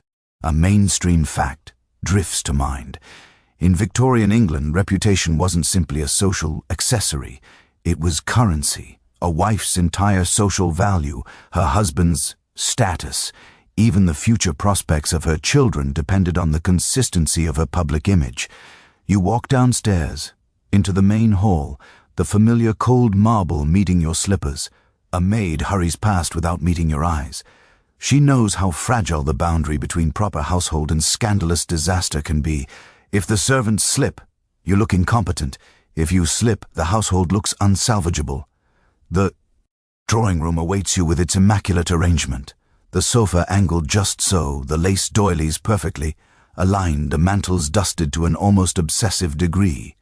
All of it signals to visitors that you run a tight ship, that your husband made an excellent choice in marrying you. You sit gracefully on the sofa, even though you're alone. Victorian wives practice their posture the way pianists practice scales, not because anyone is watching at this moment, but because someone could be watching later. This is the exhausting part. It never turns off. As you glance at the clock, a memory flickers your mother. Tightening your corset before your engagement party, whispering, "A woman's reputation is like fine china. Once cracked, even the strongest glue can't hide the lines." At the time it sounded poetic. Now it sounds terrifying. A soft knock interrupts your thoughts. It's the maid again, carrying a letter on a silver tray. "From Mrs. Blackley, ma'am," she says. "Of course." The roses were the first warning shot. The letter is the follow-up. You open it delicately. The handwriting is elegant, precise, the kind that looks like it was written by someone trained to make even her penmanship appear graceful. "My dear Mrs. Harwood, I trust you are settling well into your new home. Several ladies and I are planning an afternoon tea next Thursday, and we should be delighted for you to join us. It will be a small, intimate gathering, nothing overwhelming. Do wear something light and becoming. Warmest regards, Clara Blackley." You close the letter with a sigh. Intimate gathering. Translation: your entrance exam into local society. Wear something light and becoming. Translation: we will absolutely judge your dress. You fold the letter because even paper must be handled politely. Behind you, the maid lingers in the doorway, eyes flicking between you and the ornate carpet. "Everything all right, ma'am?" she asks timidly. "Yes," you say softly. "Just another invitation." She nods, but her expression reveals she understands more than she lets on. You rise from the sofa and head to the hallway mirror. This time you examine yourself not for beauty but for readiness. Are you polished enough? Calm enough? Pleasant enough? Victorian? Society didn't want authenticity from wives. It wanted perfection, preferably effortless, even when it took hours of preparation. Historians still argue whether Victorian women supported these expectations or merely endured them to survive. Most diaries suggest a mix of compliance, frustration, and subtle rebellion. Silent resistance. Beneath layers of lace, you smooth your hair, adjusting a few stray strands. It's absurd. Really, the pressure to appear flawless when life behind closed doors is anything but. A husband who doesn't see you. A medical system that doesn't listen. A future filled with childbirth and fear. And yet, the world will judge your worth by your posture and your smile at a tea party. The injustice burns quietly. You turn away from the mirror and walk into the dining room. The maids are setting the table for supper. Polished cutlery folded, napkins, crystal glasses gleaming under soft gaslight. They don't know your heart is pounding. They don't know your mind is spinning with all the invisible rules you must uphold. Your husband's footsteps echo from the main hallway. Here we go. He enters with the casual confidence of a man who has never worried about appearances a day in his life. He kisses your hand lightly, an affectionate gesture, but also performative, something he knows society admires. You look lovely, he says. You smile politely. Thank you. I've arranged for a carriage tomorrow. We're visiting Lady Mayfair's estate. She wishes to meet you. Your breath halts. Lady Mayfair, one of the most influential women in the district, known for sharp etiquette, sharper opinions, and an uncanny ability to ruin reputations with a single raised eyebrow. Your husband seems oblivious to the tension curling inside you. It will be a good opportunity, he says. First impressions matter. Of course they do. Victorian society forgives almost anything from men, from women. Never. After supper, he leaves for his evening cigar in the study, and you return to the sitting room. The fading light paints the walls gold. The house is quiet except for the ticking clock and the distant murmurs of servants finishing their tasks. You sit alone on the velvet sofa, hands folded, posture perfect, rehearsing the version of yourself you must carry into tomorrow. Calm but not cold, soft but not weak, polished but not vain. Modest but not invisible, friendly but not forward. It feels like balancing on a tight rope woven from threads of expectation. A tiny laugh escapes your throat, tired, breathless. Victorians called this grace. You call it survival. Keeping up appearances may not be the cruelest part of marriage, but it is the part that never ends. And as the last of the sunlight fades, you understand something quietly devastating. You are never truly yourself here. You are whoever they need you to be. Night settles over the house like a heavy velvet curtain, muffling sound, marriage and mental breakdown, softening corners and deepening every shadow. The lamps flicker, their warm glow, trembling as if even the flame itself is unsure. You sit on the edge of your bed, hands folded carefully in your lap, staring at nothing in particular. A strange hollowness has begun to bloom inside your chest, subtle at first, like a faint bruise, but growing heavier with each passing day. This is the part of Victorian marriage no one writes about in etiquette books, the part that hides behind lace curtains and polite smiles, the slow unraveling of the mind, the emotional suffocation, the quiet descent into what Victorians called hysteria. You press your fingers against your temples, feeling the pressure build. You're not ill, you're not irrational, you're not unstable, you're simply drowning in a life designed to smother you. You lie back gently, the bed creaking beneath your weight. The ceiling above you is ornate, swirling patterns of plaster that Victorian architects believed brought elegance to a room. But as you stare at the pattern, it begins to twist in your vision, warping into shapes that feel too elaborate, too busy, too overwhelming. It mirrors the noise inside your head, constant expectation with nowhere to escape. Your breaths come shallow and uneven. This is what no one warned you about. The loneliness that sits not beside you but inside you. The way each day becomes a performance. The way silence becomes a companion so constant that you start talking to it just for company. You roll onto your side, curling up slightly. Your corset has been removed for the night, but the phantom pressure lingers around your ribs, your thoughts, your sanity. Victorian women were praised for their nervous delicacy, as if fragility were a badge of honor. But what they called delicacy was often something far darker. Depression, anxiety, isolation, exhaustion, and instead of compassion, women receive diagnosis. A mainstream fact cuts through your thoughts. The Victorian era saw an explosion of mental health misdiagnosis, melancholia, female, madness, hysteria, nervous weakness, or moral insanity. All catch all terms for women who are unhappy, unheard, or simply overwhelmed. You close your eyes tightly. If you told your husband how you feel, he would likely summon Dr. Pembroke again. And Dr. Pembroke would prescribe rest, tonic, sedation, or recommend a rest cure, the infamous treatment that confined women to bed for weeks or months, forbidding them to read, write, think, or engage in any stimulating activity. The cure for loneliness was apparently more loneliness. Your throat tightens at the very idea. You sit up suddenly, unable to lie still any longer. The room feels too small, too silent, too expectant. You cross the floor and open the window slightly, letting cold night air brush your skin. The breeze smells faintly of damp stone and chimney smoke grounding. Real alive you breathe, deeply, letting the coldness anchor you. Down in the street, a lamplighter finishes his rounds.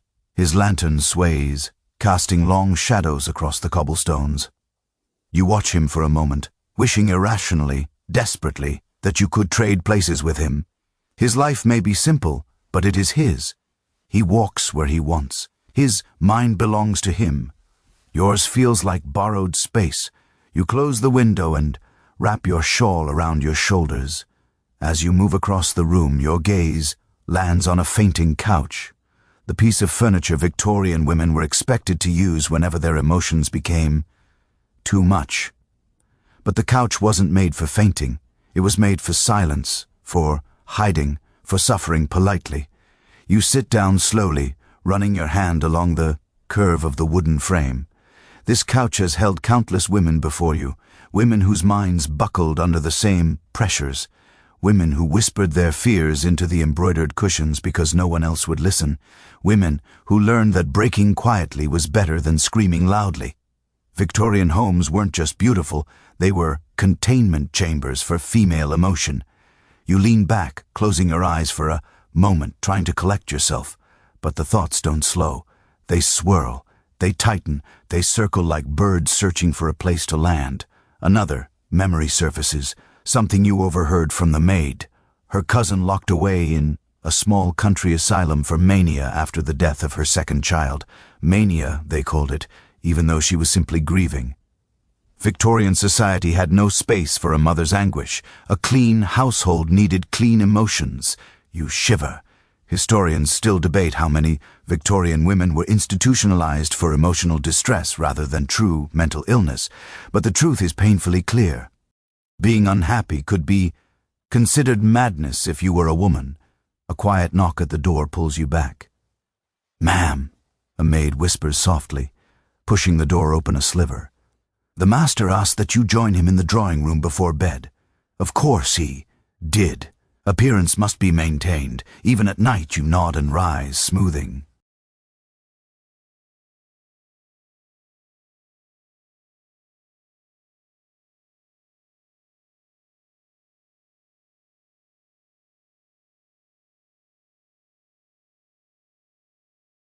Your dress. Your hands tremble slightly, but you hide them in the folds of your skirt. When you enter the drawing room, your husband is seated in an armchair sipping port. The smell of the liquor is strong, heavy, and you sense instantly that he is relaxed in a way you are not allowed to be. He gestures for you to sit. "You seemed quiet today," he says, not unkindly, but not with concern either. More like he's observing a minor flaw in household routine. "I'm adjusting," you answer. "H." He takes another sip. "Well, women grow into marriage. It takes time. Some nerves are normal. There it is, the word you've come to despise. Nerves, the Victorian umbrella term for everything a man could not understand and did not care to learn.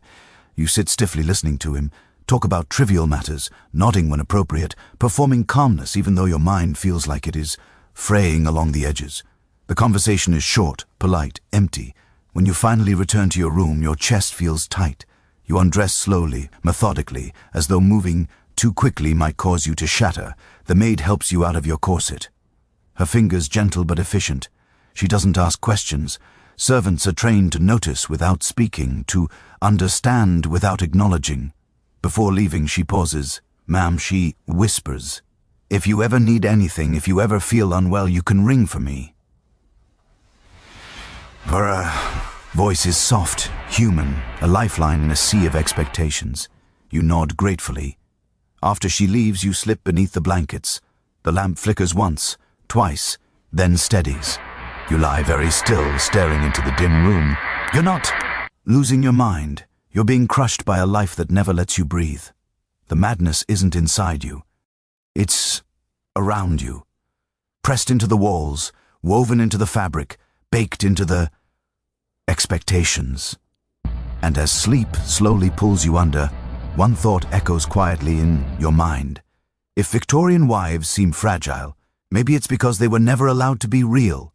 Morning light, when husbands control everything, creeps slowly across the bedroom ceiling, thin and hesitant, as if even the sun is wary of entering a Victorian marriage. You blink awake to the soft chiming of a distant clock and the faint rustle of servants beginning their workday. The house feels different this morning, colder, heavier, almost watchful, as though it knows today you will face one of the most difficult truths about Victorian life. Your husband doesn't just hold social power, he holds legal, emotional, and absolute personal power. You sit up pulling the blankets close against the lingering chill. Your husband has already left the bed, and the space beside you is cool, a stark contrast to the oppressive weight of his authority. It's strange how a person can be physically absent yet overwhelmingly present in every corner of your day. You rise slowly and dress with the help of the maid. Layers of petticoats, corsets, and sleeves wrap around you like a suit of ceremonial armor, beautiful but burdensome. Victorian fashion isn't just clothing. It's a reminder of who you are expected to be, restrained, decorous, contained. The maid pulls the corset laces tighter. You inhale sharply. She apologizes, softly, but you can see in her eyes that she's done this countless times for countless mistresses. Tight corsets, tight rules, tight lives. All of it a slow, silent constriction. As you descend the staircase, you see your husband's study door, ajar. Papers lie neatly arranged on the desk. Financial ledgers, property, documents, correspondence with influential men, all belonging to him, only him. Victorian. Men lived with a type of freedom you can barely comprehend. You linger in the doorway, your hand lightly grazing the frame. A mainstream fact surfaces. Under Victorian law, your husband controls everything you own, everything you earn, and everything you are. Your inherited possessions become his. Your income, if you are permitted to have any, becomes his. Even your body legally belongs to him. In this moment, standing at the threshold of his study, you feel that truth press into you like cold iron. A stack of sealed letters sits on the table. Some are related to his business, some are social invitations, but one in particular catches your eye. Addressed to your husband from his solicitor. You can't make out the contents from here, but the seal alone reminds you that you have no right to open it. The law sees you as incapable of understanding such matters. What's worse, Victorian society sees that as natural. You step away from the study before the injustice too deeply into you. In the breakfast room, a servant brings tea, toast, and fruit. You sit quietly trying to eat, but something feels wrong, as though the air has thickened.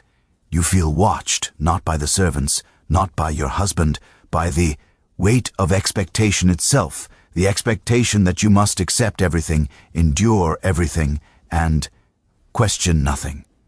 The door opens, and your husband enters impeccably dressed, smelling faintly of cologne and the cold morning air. He kisses your cheek lightly, a gesture that feels more ceremonial than affectionate. "Good morning," he says, pouring himself coffee. "I'll need you to attend a charity meeting later today." My absence would reflect poorly on us. On us, though he means on him. You nod, though your stomach tightens. Charity meetings are not gatherings of kindness. They are gatherings of scrutiny, a place where wealthy women measure one another's worth by their posture, philanthropy, and ability to silently obey social rules. I also spoke with the solicitor yesterday, he adds casually. There are some property matters to settle regarding your father's old estate. Your pulse quickens. My father's estate? You repeat, softly. Yes, he says, buttering his toast. It's in your name technically, but of course all legal decisions fall to me now. Of course. The words slide off his tongue smoothly, effortlessly, like reciting a fact so unquestionable that it might as well be gravity. You swallow hard, the toast suddenly dry in your mouth. You want to protest. You want to ask questions. You want to say, "It was my home before it was yours." But in Victorian marriage, a wife voicing displeasure is hysterical.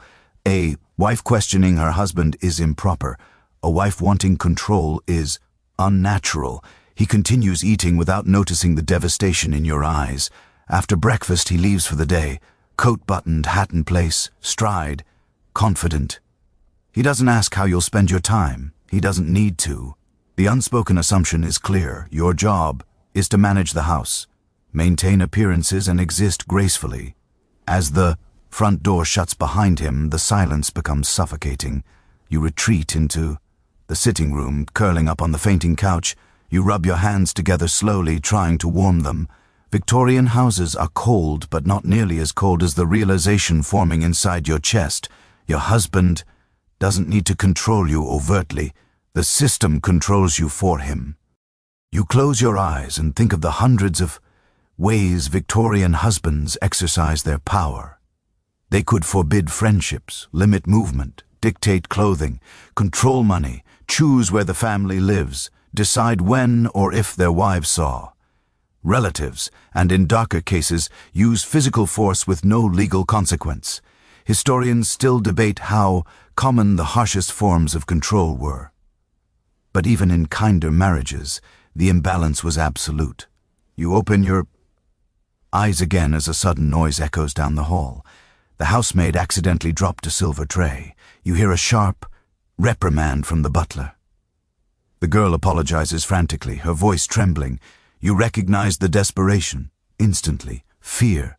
The fear of disappointing someone who controls your future. You and the maid are different, in class but painfully similar in reality. A Victorian man controls her salary. A Victorian man controls your life. Both of you survive by pleasing him. The thought sends a chill through you. Later, you move to your writing desk in your room and pull out paper.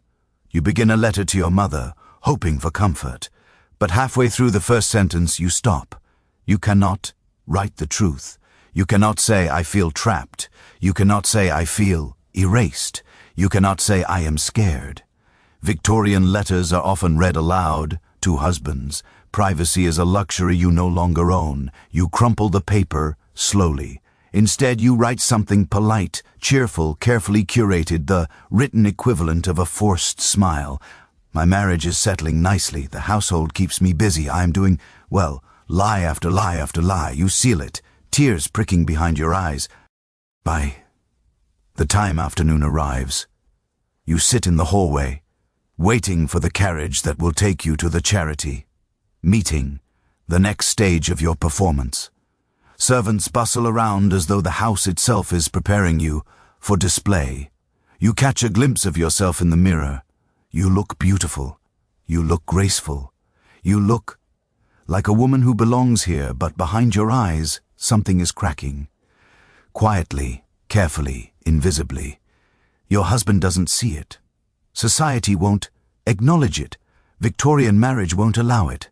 Yet the truth remains. Your life doesn't belong to you. Not legally, not socially, not emotionally, not even mentally. And beneath your calm expression, a truth whispers, "This is not partnership. This is possession." The carriage rattles along when divorce was a scandal, cobblestone street, each bump sending a small shiver through your spine. Outside, the city moves with a practiced rhythm, gentlemen striding with canes, children darting between lampposts, vendors calling out wares beneath the gray sky. But to you everything feels muted, as though a thick sheet of glass separates you from the world, as though you're watching life happen rather than living it. You smooth your gloves and sit straighter, aware of the driver's occasional glances in the mirror. Even he is watching. Everyone is always watching. The expectation to appear composed hasn't left you for a single moment since breakfast. But today's journey doesn't end at a tea gathering. It ends at something far more uncomfortable, a conversation about divorce, or rather the impossibility of it. Because every Victorian wife, whether happy or unhappy, sooner or later confronts the same question. What happens if the marriage fails? The short, brutal answer, nothing. Because you have no way out. Your breath hitches slightly as the carriage pulls onto a quieter lane lined with tall brick houses and ivy-covered fences. You're not going to the solicitor that would be too scandalous, too desperate, too bold for a proper wife. You're going to Lady Mayfair's estate, the queen of whispered truths, the woman everyone consults when they're too afraid to see a lawyer. When the carriage stops, you take a steadying breath. The footman opens the door. You step out onto the stone path, boots crunching softly against gravel. Lady Mayfair's home towers above you, elegant but imposing, the kind of house that looks like it could swallow secrets whole. A maid leads you inside through a maze of chandeliers and wallpapered hallways until you reach a small sitting room. Lady Mayfair waits by the window, a teacup poised delicately between her fingers. She is older, with silver hair pinned in a regal style and eyes sharp, enough to slice through the thickest pretense. "Mrs. Harwood," she says warmly, though her gaze is dissecting you already. "Do sit." You obey, folding your hands neatly in your lap. She takes a slow sip of tea, then sets the cup down with a soft clink. "I hear you've settled into marriage adequately." Adequately. Ah, word with 1,000 meanings. You force a slight smile. "I'm doing my best." Lady Mayfair studies you for a long moment. The room feels too warm, too quiet, too heavy. "Let us not pretend," she says at last. Every new bride wonders at least once what her options are. Your heart stops, she noticed. Of course she did. Lady Mayfair has the uncanny ability to see the truth beneath any polite smile. I'm not sure what you mean," you whisper. "Oh, my dear," she replies softly. "You wouldn't be the first young wife to find herself overwhelmed. And you won't be the last." You lower your gaze, unsure whether to feel comforted or exposed. Lady Mayfair leans closer. "Tell me plainly, do you feel trapped?" You don't answer. You don't need to. The silence says everything. She sigh not unkindly. "Let me tell you something important, Mrs. Harwood. Victorian marriage is not a partnership, it's a contract. And if you wish to break it, the law will strangle you." Your stomach churns. A mainstream fact lands like a hammer in your mind. Before 1857, divorce in England required a private Act of Parliament. After 1857, it became merely ruinously difficult, instead of impossible. Lady Mayfair gestures for the maid to pour tea, then continues, "For a man to divorce a woman, he must prove adultery." She pauses. "For a woman to divorce a man, she must prove adultery and cruelty, or adultery and desertion, or adultery and bigamy. Adultery alone is not enough for you. The law does not trust women with liberty." You grip your teacup tightly. Lady Mayfair's voice lowers to a whisper. "And even if you succeed, even if the courts believe you, you lose everything. Your reputation, your home, your income, your children." A sharp pain stabs through your chest, she continues, her tone hardening. "The law will give them to your husband without hesitation." Your throat feels tight, your breath shallow. Losing a home is one thing, losing your dignity another, but losing your children, your hypothetical children, your future children, is a pain so monstrous it feels like an open wound. Lady Mayfair watches your reaction closely. "This is why most women endure," she murmurs. "Not because they are weak, but because the law leaves them no other choice." You stare at your teacup, unable to speak. A storm swells inside your ribs. Fear, anger, disbelief, grief, all tangle together. "You must understand something vital," Lady Mayfair adds gently. "A Victorian wife cannot afford to fall from grace. Society punishes women far more harshly than men." A quirky historical detail flickers into your thoughts. When a Victorian man committed adultery, society called it indiscretion. When a Victorian woman committed adultery, society called it ruin. Lady Mayfair's voice sharpens. "Do not give them a reason to ruin you. You swallow hard. Is there truly no escape?" She sigh, her expression softening. "There are separations, quiet arrangements, but even then your husband may control your money, your movements, and your children. The courts rarely side with wives. You feel yourself shrinking, dissolving, disappearing. 'What should I do?' you whisper. She studies you for a long, heavy moment. Then she says, 'You survive. You learn the rules so well you can bend them without breaking. You protect yourself quietly. You build influence in shadows. And when the world gives you no door, you make a window.' A strange flicker of strength stirs in your chest. Lady Mayfair smiles faintly as though she sees it. 'Remember, Mrs. Harwood,' she says softly, 'Victorian men hold the power, but Victorian women, we hold the secrets. The carriage ride home feels different. The city is the same. Your home is the same. Your husband's power is the same. But you are not the same. For the first time you understand the true stakes of Victorian womanhood. Not just obedience, not just performance, survival. Clever, silent, strategic survival. As the carriage rolls toward the house, you don't feel free, not even close, but you feel something new. Awareness, sharp and dangerous. A weapon that Victorian society never intended you to wield. The carriage wheels crunch softly against women who fought back, the gravel as you return home. Lady Mayfair's words echoing in your mind, like the low toll of a distant church bell. Victorian men hold the power, but Victorian women, we hold the secrets. The phrase lingers, clings, settles into you with a strange electric clarity. It's not hope exactly. Hope is too gentle, too fragile. What you feel now is sharper. Awareness, awakening, a quiet readiness you never expected to have. The footman opens the door, offering his hand. You step down carefully, your dress brushing the ground like a whisper. The house looms ahead of you. Same bricks, same windows, same heavy door, but you see it differently now. It is not simply a home. It is a stage, a battlefield, a cage. And yet within every cage there are corners of shadow where rebellion can hide. You walk inside with your chin lifted slightly higher, just a fraction, enough that one would call it improper, but enough that you can feel the difference. A pair of maids curtsy as you pass. You nod evenly, calmly, but their eyes catch something in your expression that wasn't there before. Not confidence exactly, not defiance, something quieter, a flame behind the lace. You ascend the stairs, your hand grazing the banister. Each step feels like the beginning of something, though you still don't know what. Because now comes the strangest, most unexpected part of Victorian marriage. The women who survived it, not by obedience but by strategy. The women who fought back, quietly, cleverly, persistently. You push open the door to your room and pause. On your vanity sits the bouquet. From Mrs. Blackley, the petals slightly wilted. You move it aside gently but deliberately and sit before the mirror. Your reflection stares back.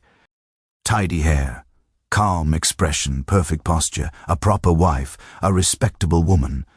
But now you know there's a version of you behind the mirror who is not nearly as delicate.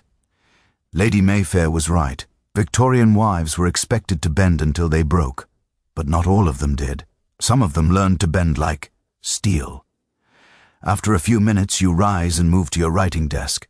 The envelope from your mother lies where you left it earlier. You pull it closer, fingers brushing its edges. You could write another polite, sanitized letter, or you could write something more dangerous, more honest.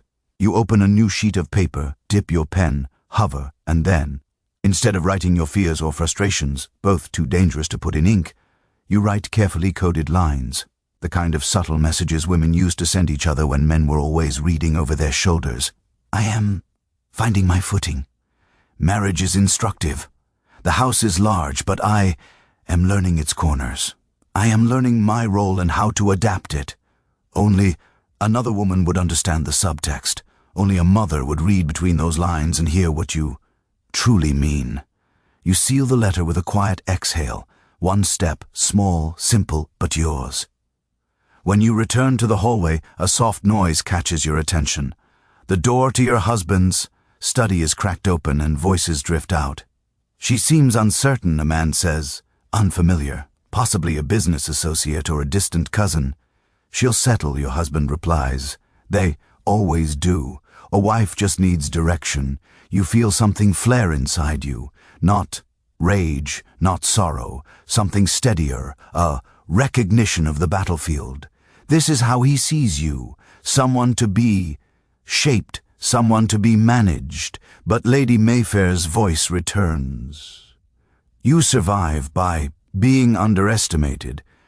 You retreat quietly before they notice. Later in the afternoon, you walk through the garden. The autumn air is crisp and the leaves crunch softly beneath your shoes. Here, finally, you feel a moment of solitude, freedom, a small one but real. You pause beneath an ivy-covered archway, pulling your shawl tighter around your shoulders. This garden was designed long before you arrived, neatly trimmed, hedges, controlled blooms, no room for wildness. But you notice something the gardeners missed. A cluster of violets growing stubbornly through a crack in the stonework. Small, delicate flowers, forcing their way through solid ground. You kneel and touch one gently. Victorian wives were taught to be like roses, cultivated, trimmed, admired. But maybe survival belonged to the violets, fragile-looking but fiercely persistent. You stand again, feeling oddly strengthened by the tiny flowers at your feet. That evening, as you prepare for supper, you choose a dress your husband prefers, but you pin your hair in a style you prefer, a small rebellion invisible to everyone but you. When you enter the dining room, he glances up. "You look lovely," he says. You smile politely. "Thank you." He doesn't notice the difference in your hair or the difference in your eyes or the growing resolve in your chest, but perhaps that is the point. Dinner is quiet, full of polite conversation. He talks about business. You answer where expected, but you also ask one question, subtle, harmless, disguised as curiosity. And what will happen with the estate once the arrangements are finalized? He looks slightly surprised. "Why do you ask?" You tilt your head gently. "I simply like to understand the world I live in." He nods, reassured. To him, it sounds like feminine curiosity. Nothing threatening, nothing sharp. But inside, something has shifted. You aren't accepting ignorance anymore. You're learning, observing, collecting information. Knowledge is a weapon Victorian women wielded quietly, unseen but powerful. Later that night, you sit by the window with a small lamp reading a book you weren't technically supposed to borrow from your husband's library, a volume of Mary Wollston's essays that had been tucked behind rows of dull political treatises. You read slowly, absorbing every line about women's education, autonomy, and agency. Thoughts you were always told were improper now feel like a hidden doorway inside your mind.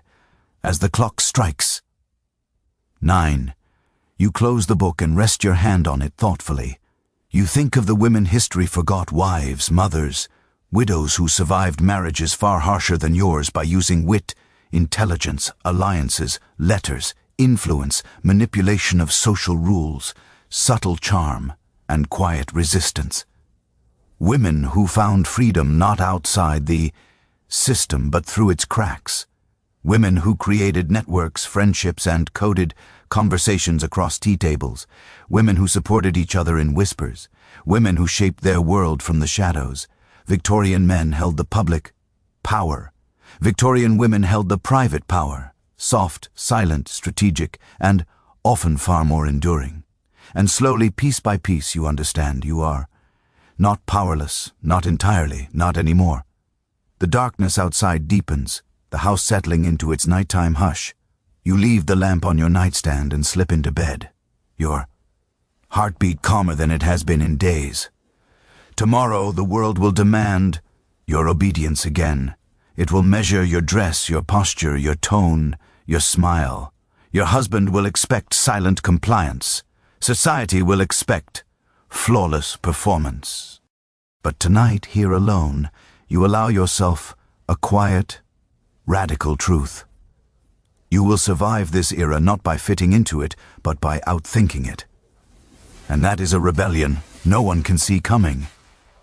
Morning arrives quietly, as if the world itself is your Victorian future if you survive, tiptoeing into your room. Pale light spills across the floorboards, softening the edges of the furniture and warming the space just enough to remind you that another day has begun. But today feels different. Not lighter, not freer, just clearer. Like the fog inside your mind has finally thinned enough for you to see the shape of your future. Even if the path is still full of shadows, you sit up slowly, pulling the blanket around your shoulders. The house murmurs to life downstairs. Servants moving like clockwork. The same predictable rhythm you've grown accustomed to. For the first time, though, you listen with new ears. Every footstep, every rustle of fabric, every faint clink of silverware carries a meaning. This house is not just a cage, it is a system, and systems can be understood, navigated, influenced. You rise and move to the window, hands braced against the cold glass. Outside, the street stretches quietly beneath a thin veil of mist. A baker's boy runs past with a basket of fresh loaves. A seamstress opens her shutters. A lamplighter extinguishes the last of the street lamps. All living lives with more freedom than yours. Yet none of them hold the peculiar hidden power Victorian wives cultivated in silence. That is something you've only recently begun to grasp. You whisper softly to your reflection, though the glass offers no reply. What will my Victorian future be? The question hangs in the air like unspoken prophecy. You dress slowly, choosing a gown with soft ivory folds, respectable, elegant, but comfortable enough to move in freely. Today, you allow yourself just one more rebellion. Not enough for anyone to notice, but enough for your lungs to expand. In the mirror, you catch your own eye and see something new. Not strength exactly, but resolve. And resolve can be far more powerful. A maid enters quietly to help with your hair. As she works, she glances at your reflection in the mirror. You look brighter today, ma'am. You offer a small smile. Do I? Yes. She replies softly, like someone who found something they'd lost. You don't answer, but the words settle in your chest. Perhaps you did lose something, and perhaps you are beginning to reclaim it. Downstairs, the morning room is warm and bright, sunlight catching the framed paintings and turning them golden. You sit with your tea, listening to the distant clink of china as servants prepare the dining room. Your husband enters soon after, dressed smartly, reading a folded newspaper. He greets you politely and takes his seat. The two of you exchange routine pleasantries, the weather, his business, afternoon engagements, but beneath the familiar script, you sense something subtle changing. He doesn't notice that you're studying his words, his gestures, his tone, the spaces between his sentences. You are learning the landscape of his personality, mapping the contours of his habits the way Victorian wives before you did, not out of devotion but out of necessity. Knowledge is your shield now, and he does not yet realize you're carrying it. After he finishes his coffee, he stands and adjusts his coat. Lady Harwood, he says gently, a rare softness in his voice. I trust your day will pass pleasantly. It will, you reply, your tone steady. I have much to tend to. He nods, reassured by what? He doesn't know. Perhaps by the calm way you sit. Perhaps by the pleasant cadence of your voice. Perhaps by the illusion of obedience you've perfected. Before leaving, he pauses as though searching for the proper words. You're adjusting well, he says. I'm glad of it. You bow your head slightly, thank you. But inside you hear Lady Mayfair's voice whispering again. You survive by being underestimated. He leaves and the house exhales. So do you. You spend the late morning walking through the garden, gloves brushing against the tops of lavender bushes, skirt whispering across stone paths. There's something grounding about the outdoors, a reminder that the world is larger than parlors, ledgers, and curated smiles. As you walk, you reflect on the women who came before you, the ones who shaped their lives within the constraints of Victorian society. Some learned its influence through charity circles, some cultivated social alliances, some managed households with the precision of generals, some carved out quiet intellectual lives in libraries and salons, some wrote letters that held entire rebellions between the lines, some never escaped the system, yet still found ways to bend it. You paused beneath the arch of climbing roses, remembering the violets blooming defiantly from cracked stone. Those stubborn little flowers didn't care about rules, they simply grew where they could. Maybe that is all Victorian women were ever trying to do. By afternoon, you return indoors and take a seat at your writing desk. A stack of household papers awaits your review. Account books, menus, invitations, schedules, bills. Tasks that once felt suffocating now feel like tiny opportunities. You open the ledger and scan the entries. A small notation catches your eye. A charity donation your husband agreed to, but clearly signed without reading the details. You make a mental note. The charity is run by Mrs. Penbury, a notoriously influential woman whose gatherings attract the region's most respected wives. If you attend her next event, you could quietly gain access to a new social circle, not for vanity, for leverage. Victorian society may be brutal, but social webs have power. Conversations overheard, rumors intercepted, alliances formed. You begin to understand why women in this era were simultaneously dismissed and feared. They traded influence in places men didn't even think to look. You fold the ledger neatly and tuck it away. This is your new battlefield. These are your tools. Later in the day, you move through the house with newfound presence. You speak to the cook about dinner preparations, noting which dishes your husband prefers and which gatherings might require a stronger display of domestic excellence. You speak to the butler about visiting hours. You comfort a maid who burned her finger, offering her the kind of kindness that wouldn't fit in your role, but does fit in your heart. And all the while, the pieces click quietly into place.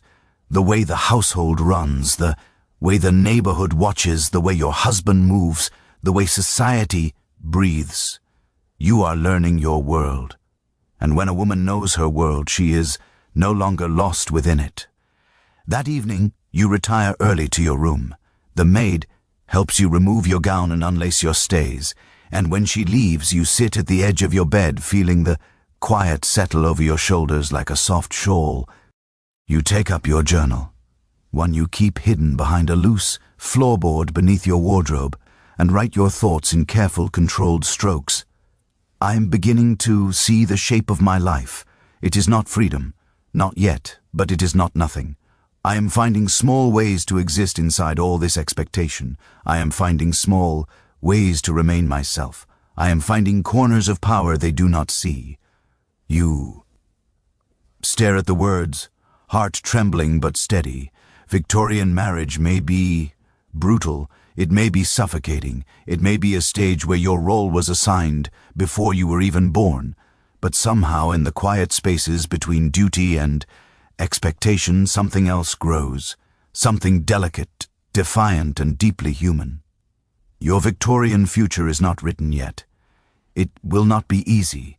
It may not be kind, but it will be yours. Piece by piece, corner by corner, whisper by whisper.